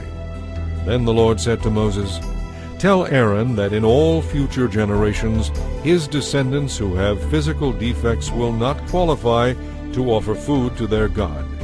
No one who has a defect may come near to me, whether he is blind or lame, stunted or deformed, or has a broken foot or hand, or has a humped back, or is a dwarf, or has a defective eye, or has oozing sores or scabs on his skin, or has damaged testicles. Even though he is a descendant of Aaron, his physical defects disqualify him from presenting offerings to the Lord by fire. Since he has a blemish, he may not offer food to his God. However, he may eat from the food offered to God, including the holy offerings and the most holy offerings. Yet because of his physical defects, he must never go behind the inner curtain or come near the altar, for this would desecrate my holy places. I am the Lord who makes them holy. So Moses gave these instructions to Aaron and his sons and to all the Israelites. Chapter 22. The Lord said to Moses, Tell Aaron and his sons to treat the sacred gifts that the Israelites set apart for me with great care, so that they do not profane my holy name. I am the Lord. Remind them that if any of their descendants are ceremonially unclean when they approach the sacred food presented by the Israelites, they must be cut off from my presence. I am the Lord. If any of the priests have a contagious skin disease or any kind of discharge that makes them ceremonially unclean, they may not eat the sacred offerings until they have been pronounced clean. If any of the priests become unclean by touching a corpse, or are defiled by an emission of semen, or by touching a creeping creature that is unclean, or by touching someone who is ceremonially unclean for any reason, they will remain defiled until evening. They must not eat any of the sacred offerings until they have purified their bodies with water. When the sun goes down, they will be clean again, and may eat the sacred offerings. After all, this food has been set aside for them. The priest may never eat an animal that has died a natural death or has been torn apart by wild animals, for this would defile them. I am the Lord. Warn all the priests to follow these instructions carefully, otherwise they will be subject to punishment and die for violating them. I am the Lord who makes them holy. No one outside a priest's family may ever eat the sacred offerings, even if the person lives in a priest's home or is one of his hired servants. However, if the priest buys slaves with his own money, they may eat of his food. And if his slaves have children, they also may share his food. If a priest's daughter marries someone outside the priestly family, she may no longer eat the sacred offerings. But if she becomes a widow or is divorced and has no children to support her, and she returns to live in her father's home, she may eat her father's food again. But other than these exceptions, only members of the priest's families are allowed to eat the sacred offerings. Anyone who eats the sacred offerings without realizing it must pay the priest for the amount eaten, plus an added penalty of 20%.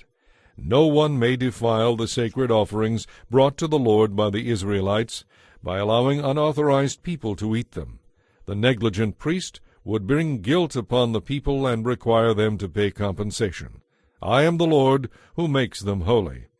And the Lord said to Moses, Give Aaron and his sons and all the Israelites these instructions, which apply to those who are Israelites by birth, as well as to the foreigners living among you. If you offer a whole burnt offering to the Lord, whether to fulfill a vow or as a freewill offering, it will be accepted only if it is a male animal with no physical defects. It may be either a bull, a ram, or a male goat. Do not bring an animal with physical defects, because it won't be accepted on your behalf. If you bring a peace offering to the Lord from the herd or flock, whether to fulfill a vow or as a freewill offering, you must offer an animal that has no physical defects of any kind.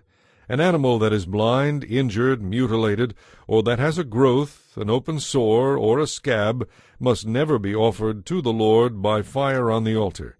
If the bull or lamb is deformed or stunted, it may still be offered as a freewill offering, but it may not be offered to fulfill a vow. If an animal has damaged testicles or is castrated, it may never be offered to the Lord. You must never accept mutilated or defective animals from foreigners to be offered as a sacrifice to your God. Such animals will not be accepted on your behalf, because they are defective. And the Lord said to Moses, When a bull or a ram or a male goat is born, it must be left with its mother for 7 days. From the 8th day on, it will be acceptable as an offering given to the Lord by fire. But you must never slaughter a mother animal and her offspring on the same day, whether from the herd or the flock. When you bring a thanksgiving offering to the Lord, it must be sacrificed properly, so it will be accepted on your behalf. Eat the entire sacrificial animal on the day it is presented. Don't leave any of it until the 2nd day. I am the Lord. You must faithfully keep all my commands by obeying them, for I am the Lord. Do not treat my holy name as common and ordinary. I must be treated as holy by the people of Israel. It is I, the Lord, who makes you holy. It was I who rescued you from Egypt, that I might be your very own God. I am the Lord. Chapter 23. The Lord said to Moses, Give the Israelites instructions regarding the Lord's appointed festivals, the days when all of you will be summoned to worship me. You may work for 6 days each week, but on the 7th day all work must come to a complete stop. It is the Lord's Sabbath day of complete rest, a holy day to assemble for worship. It must be observed wherever you live. In addition to the Sabbath, the Lord has established festivals, the holy occasions to be observed at the proper time each year. First comes the Lord's Passover, which begins at twilight on its appointed day in early spring. Then the day after the Passover celebration, the festival of unleavened bread begins. This festival to the Lord continues for 7 days, and during that time all the bread you eat must be made without yeast. On the first day of the festival, all the people must stop their regular work and gather for a sacred assembly. On each of the next 7 days, the people must present an offering to the Lord by fire. On the 7th day, the people must again stop all their regular work to hold a sacred assembly. Then the Lord told Moses to give these instructions to the Israelites. When you arrive in the land I am giving you, and you harvest your first crops, bring the priest some grain from the first portion of your grain harvest. On the day after the Sabbath, the priest will lift it up before the Lord so it may be accepted on your behalf. That same day you must sacrifice a year-old male lamb with no physical defects as a whole burnt offering to the Lord. A grain offering must accompany it, consisting of 3 quarts of choice flour mixed with olive oil. It will be an offering given to the Lord by fire, and it will be very pleasing to him. Along with this sacrifice, you must also offer 1 quart of wine as a drink offering. Do not eat any bread or roasted grain or fresh kernels on that day until after you have brought this offering to your God. This is a permanent law for you, and it must be observed wherever you live. From the day after the Sabbath, the day the bundle of grain was lifted up as an offering, count off 7 weeks. Keep counting until the day after the 7th Sabbath, 50 days later, and bring an offering of new grain to the Lord. From wherever you live, bring 2 loaves of bread to be lifted up before the Lord as an offering. These loaves must be baked from 3 quarts of choice flour that contains yeast. They will be an offering to the Lord from the first of your crops. Along with this bread, present 7 one-year-old lambs with no physical defects, 1 bull and 2 rams as burnt offerings to the Lord. These whole burnt offerings, together with the accompanying grain offerings and drink offerings, will be given to the Lord by fire, and will be pleasing to him. Then you must offer 1 male goat as a sin offering, and 2 one-year-old male lambs as a peace offering. The priest will lift up these offerings before the Lord together with the loaves presenting the first of your later crops. These offerings are holy to the Lord and will belong to the priests. That same day you must stop all your regular work and gather for a sacred assembly. This is a permanent law for you, and it must be observed wherever you live. When you harvest the crops of your land, do not harvest the grain along the edges of your fields, and do not pick up what the harvesters drop. Leave it for the poor and the foreigners living among you. I, the Lord, am your God. The Lord told Moses to give these instructions to the Israelites. On the appointed day in early autumn, you are to celebrate a day of complete rest. All your work must stop on that day. You will call the people to a sacred assembly, the festival of trumpets, with loud blasts from a trumpet. You must do no regular work on that day. Instead, you are to present offerings to the Lord by fire. Then the Lord said to Moses, Remember that the Day of Atonement is to be celebrated on the 9th day after the Festival of Trumpets. On that day you must humble yourselves, gather for a sacred assembly, and present offerings to the Lord by fire. Do no work during that entire day, because it is the Day of Atonement, when atonement will be made for you before the Lord your God, and payment will be made for your sins. Anyone who does not spend that day in humility will be cut off from the community.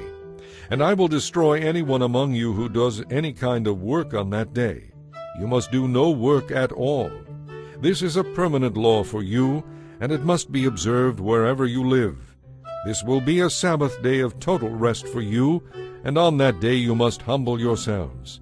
This time of rest and fasting will begin the evening before the Day of Atonement and extend until evening of that day.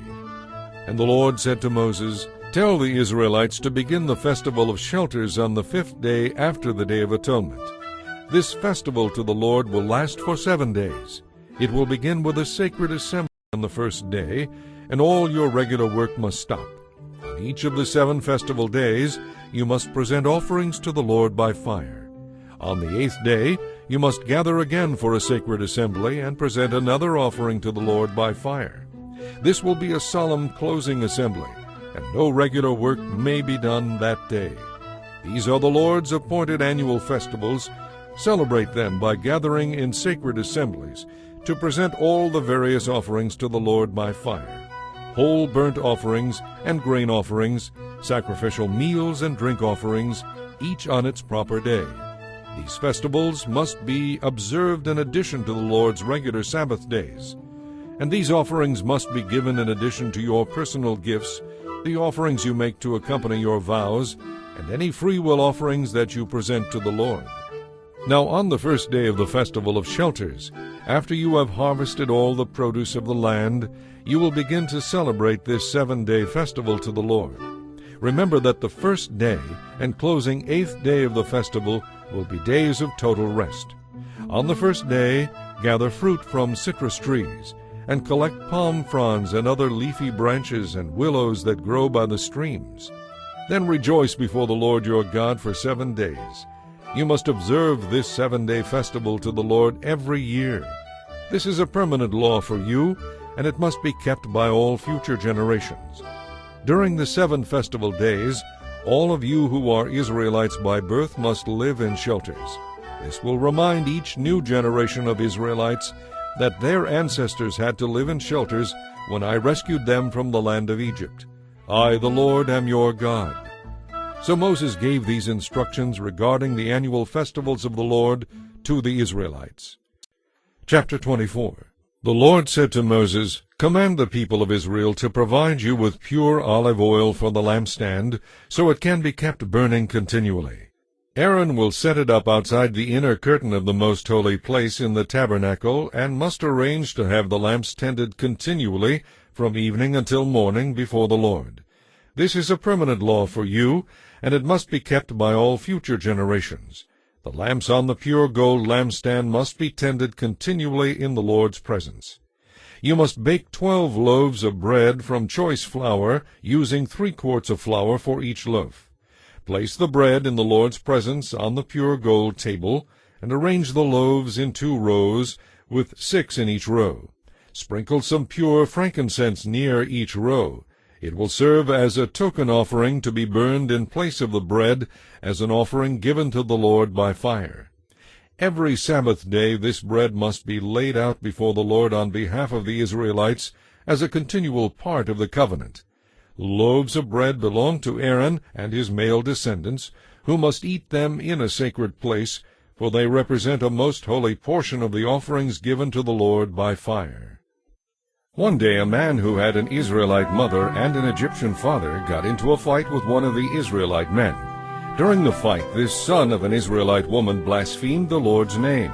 So the man was brought to Moses for judgment. His mother's name was Shelomith. She was the daughter of Debrai of the tribe of Dan. They put the man in custody until the Lord's will in the matter should become clear. Then the Lord said to Moses, Take the blasphemer outside the camp, and tell all those who heard him to lay their hands on his head. Then let the entire community stone him to death. Say to the people of Israel, Those who blaspheme God will suffer the consequences of their guilt and be punished. Anyone who blasphemes the Lord's name must be stoned to death by the whole community of Israel. Any Israelite or foreigner among you who blasphemes the Lord's name will surely die.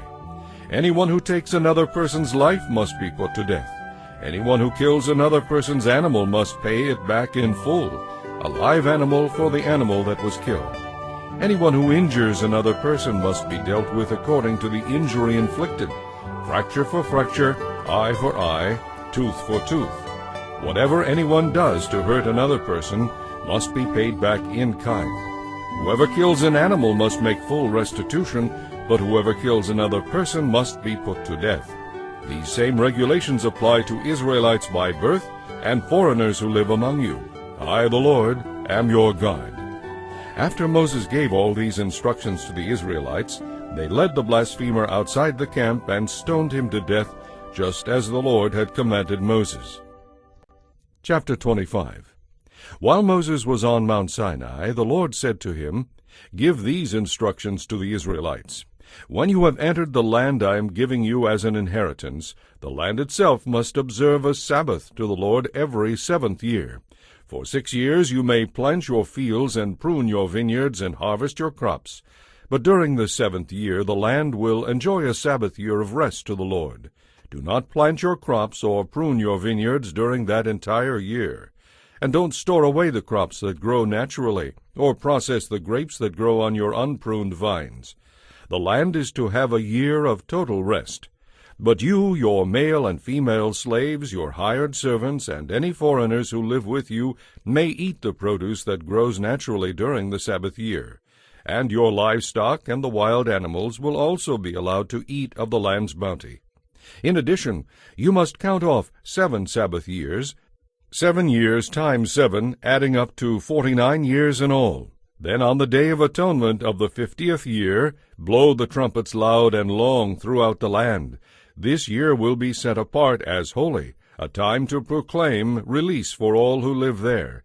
It will be a jubilee year for you, when each of you returns to the lands that belong to your ancestors and rejoins your clan. Yes, the 50th year will be a jubilee for you. During that year do not plant any seeds or store away any of the crops that grow naturally, and do not process the grapes that grow on your unpruned vines. It will be a jubilee year for you, and you must observe it as a special and holy time. You may, however, eat the produce that grows naturally in the fields that year. In the year of Jubilee each of you must return to the lands that belong to your ancestors.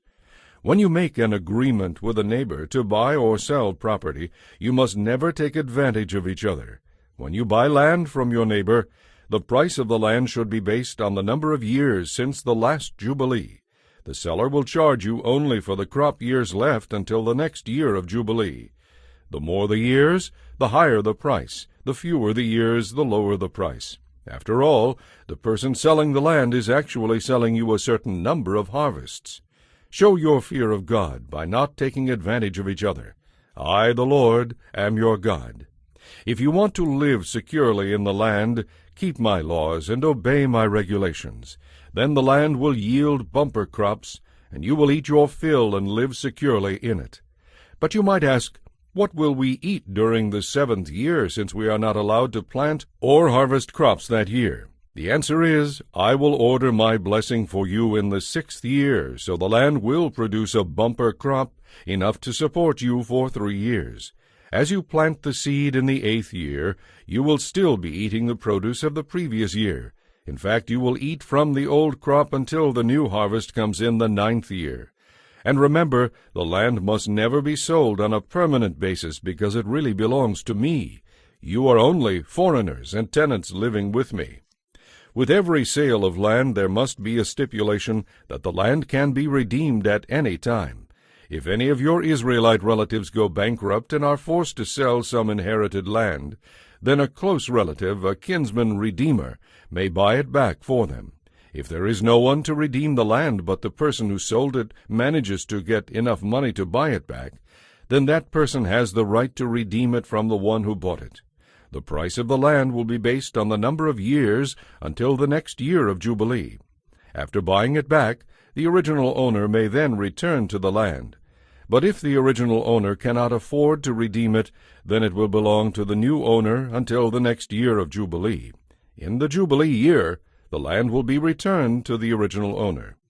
Anyone who sells a house inside a walled city has the right to redeem it for a full year after its sale. During that time, the seller retains the right to buy it back. But if it is not redeemed within a year, then the house within the walled city will become the permanent property of the buyer. It will not be returned to the original owner in the year of Jubilee. But a house in a village, a settlement without fortified walls, will be treated like property in the open fields. Such a house may be redeemed at any time, and must be returned to the original owner in the year of Jubilee. The Levites always have the right to redeem any house they have sold within the cities belonging to them. And any property that can be redeemed by the Levites, all houses within the Levitical cities, must be returned in the year of Jubilee. After all, the cities reserved for the Levites are the only property they own in all Israel. The strip of pasture land around each of the Levitical cities may never be sold. It is their permanent ancestral property. If any of your Israelite relatives fall into poverty and cannot support themselves, support them as you would a resident foreigner, and allow them to live with you. Do not demand an advance or charge interest on the money you lend them. Instead, show your fear of God by letting them live with you as your relatives. Remember, do not charge your relatives interest on anything you lend them, whether money or food. I, the Lord, am your God, who brought you out of Egypt to give you the land of Canaan and to be your God. If any of your Israelite relatives go bankrupt and sell themselves to you, do not treat them as slaves. Treat them instead as hired servants or as resident foreigners who live with you, and they will serve you only until the year of Jubilee. At that time they and their children will no longer be obligated to you, and they will return to their clan and ancestral property. The people of Israel are my servants, whom I brought out of the land of Egypt, so they must never be sold as slaves. Show your fear of God by treating them well. Never exercise your power over them in a ruthless way. However, you may purchase male or female slaves from among the foreigners who live among you. You may also purchase the children of such resident foreigners, including those who have been born in your land. You may treat them as your property, passing them on to your children as a permanent inheritance. You may treat your slaves like this, but the people of Israel, your relatives, must never be treated this way. If a resident foreigner becomes rich, and if some of your Israelite relatives go bankrupt and sell themselves to such a foreigner, they still retain the right of redemption. They may be bought back by a close relative, an uncle, a nephew, or anyone else who is closely related. They may also redeem themselves if they can get the money. The price of their freedom will be based on the number of years left until the next year of Jubilee, whatever it would cost to hire a servant for that number of years. If many years still remain, they will repay most of what they received when they sold themselves. If only a few years remain until the year of Jubilee, then they will repay a relatively small amount for their redemption. The foreigner must treat them as servants hired on a yearly basis. You must not allow a resident foreigner to treat any of your Israelite relatives ruthlessly. If any Israelites have not been redeemed by the time the year of Jubilee arrives, then they and their children must be set free at that time. For the people of Israel are my servants, whom I brought out of the land of Egypt. I, the Lord, am your God. Chapter 26. Do not make idols or set up carved images, sacred pillars, or shaped stones to be worshipped in your land. I, the Lord, am your God. You must keep my Sabbath days of rest and show reverence for my sanctuary. I am the Lord. If you keep my laws and are careful to obey my commands, I will send the seasonal rains. The land will then yield its crops, and the trees will produce their fruit. Your threshing season will extend until the grape harvest, and your grape harvest will extend until it is time to plant grain again. You will eat your fill and live securely in your land. I will give you peace in the land, and you will be able to sleep without fear. I will remove the wild animals from your land and protect you from your enemies. In fact, you will chase down all your enemies and slaughter them with your swords. 5 of you will chase 100, and 100 of you will chase 10,000. All your enemies will fall beneath the blows of your weapons. I will look favorably upon you and multiply your people and fulfill my covenant with you. You will have such a surplus of crops that you will need to get rid of the leftovers from the previous year to make room for each new harvest. I will live among you, and I will not despise you. I will walk among you. I will be your God, and you will be my people. I, the Lord, am your God, who brought you from the land of Egypt, so you would no longer be slaves. I have lifted the yoke of slavery from your neck, so you can walk free with your heads held high. However, if you do not listen to me or obey my commands, and if you break my covenant by rejecting my laws and treating my regulations with contempt, I will punish you. You will suffer from sudden terrors, with wasting diseases, and with burning fevers, causing your eyes to fail and your life to ebb away. You will plant your crops in vain, because your enemies will eat them. I will turn against you, and you will be defeated by all your enemies. They will rule over you, and you will run even when no one is chasing you. And if, in spite of this, you still disobey me, I will punish you for your sins 7 times over. I will break down your arrogant spirit by making the skies above as unyielding as iron, and the earth beneath as hard as bronze. All your work will be for nothing, for your land will yield no crops, and your trees will bear no fruit. If even then you remain hostile toward me and refuse to obey, I will inflict you with 7 more disasters for your sins. I will release wild animals that will kill your children and destroy your cattle, so your numbers will dwindle and your roads will be deserted. And if you fail to learn a lesson from this and continue your hostility toward me, then I myself will be hostile toward you, and I will personally strike you 7 times over for your sins. I will send armies against you to carry out these covenant threats. If you flee to your cities, I will send a plague to destroy you there, and you will be conquered by your enemies. I will completely destroy your food supply, so the bread from one oven will have to be stretched to feed 10 families. They will ration your food by weight, and even if you have food to eat, you will not be satisfied. If after this you still refuse to listen and still remain hostile toward me, then I will give full vent to my hostility. I will punish you 7 times over for your sins. You will eat the flesh of your own sons and daughters. I will destroy your pagan shrines and cut down your incense altars. I will leave your corpses piled up beside your lifeless idols, and I will despise you.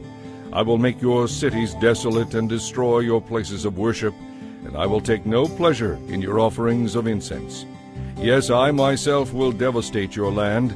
Your enemies who come to occupy it will be utterly shocked at the destruction they see. I will scatter you among the nations and attack you with my own weapons. Your land will become desolate, and your cities will lie in ruins.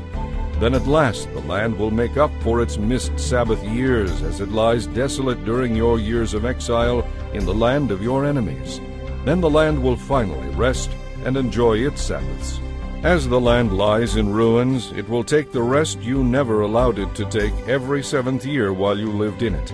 And for those of you who survive, I will demoralize you in the land of your enemies far away. You will live there in such constant fear that the sound of a leaf driven by the wind will send you fleeing. You will run as though chased by a warrior with a sword, and you will fall even when no one is pursuing you. Yes, though no one is chasing you, you will stumble over each other in flight as though fleeing in battle.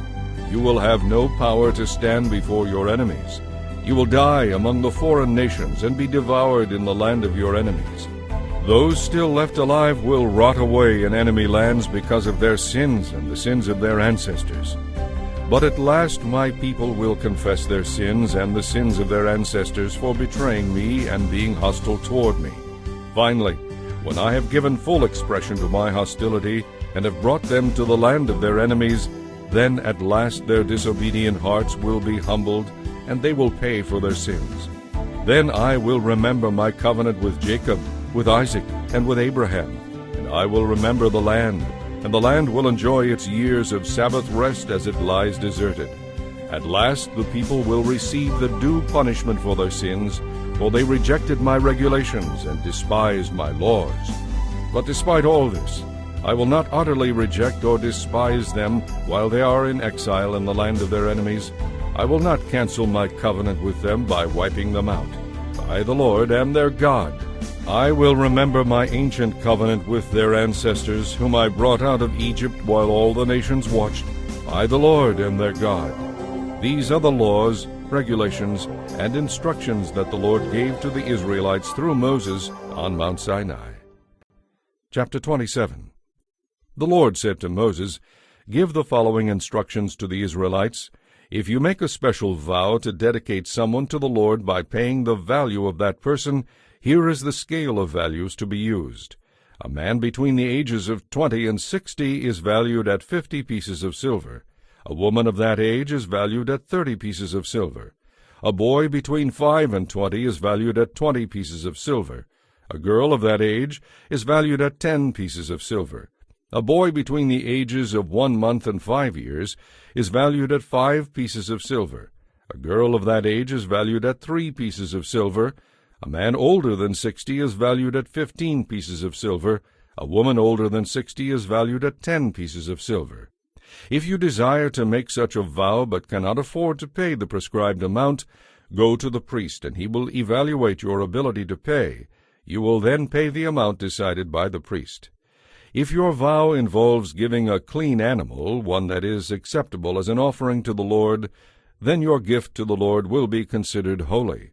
The animal should never be exchanged or substituted for another, neither a good animal for a bad one, nor a bad animal for a good one. But if such an exchange is in fact made, then both the original animal and the substitute will be considered holy. But if your vow involves an unclean animal, one that is not acceptable as an offering to the Lord, then you must bring the animal to the priest. He will assess its value, and his assessment will be final. If you want to redeem the animal, you must pay the value set by the priest plus 20%. If you dedicate a house to the Lord, the priest must come to assess its value. The priest's assessment will be final. If you wish to redeem the house, you must pay the value set by the priest plus 20%. Then the house will again belong to you.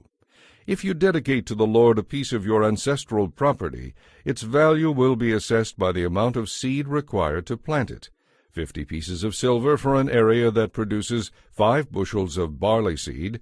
If the field is dedicated to the Lord in the year of Jubilee, then the entire assessment will apply. But if the field is dedicated after the year of Jubilee, the priest must assess the land's value in proportion to the years left until the next year of Jubilee. If you decide to redeem the dedicated field, you must pay the land's value as assessed by the priest, plus 20%. Then the field will again belong to you. But if you decide not to redeem the field, or if the field is sold to someone else by the priests, it can never be redeemed. When the field is released in the year of Jubilee, it will be holy, a field specially set apart for the Lord. It will become the property of the priests. If you dedicate to the Lord a field that you have purchased, but which is not part of your ancestral property, the priest must assess its value based on the years until the next year of Jubilee. You must then give the assessed value of the land as a sacred donation to the Lord. In the year of Jubilee, the field will be released to the original owner from whom you purchased it.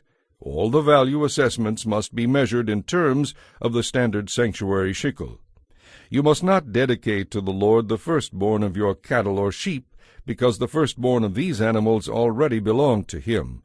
However, if it is the firstborn of a ceremonially unclean animal, you may redeem it by paying the priest's assessment of its worth plus 20%. If you do not redeem it, the priest may sell it to someone else for its assessed value. However, anything specially set apart by the Lord, whether a person, an animal, or an inherited field, must never be sold or redeemed. Anything devoted in this way has been set apart for the Lord as holy. A person specially set apart by the Lord for destruction cannot be redeemed. Such a person must be put to death.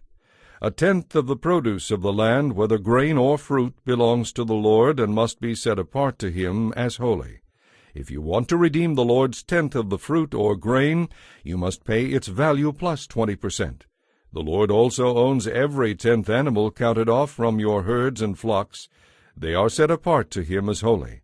The 10th animal must not be selected on the basis of whether it is good or bad, and no substitutions will be allowed. If any exchange is in fact made, then both the original animal and the substituted one will be considered holy and cannot be redeemed. These are the commands that the Lord gave to the Israelites through Moses on Mount Sinai.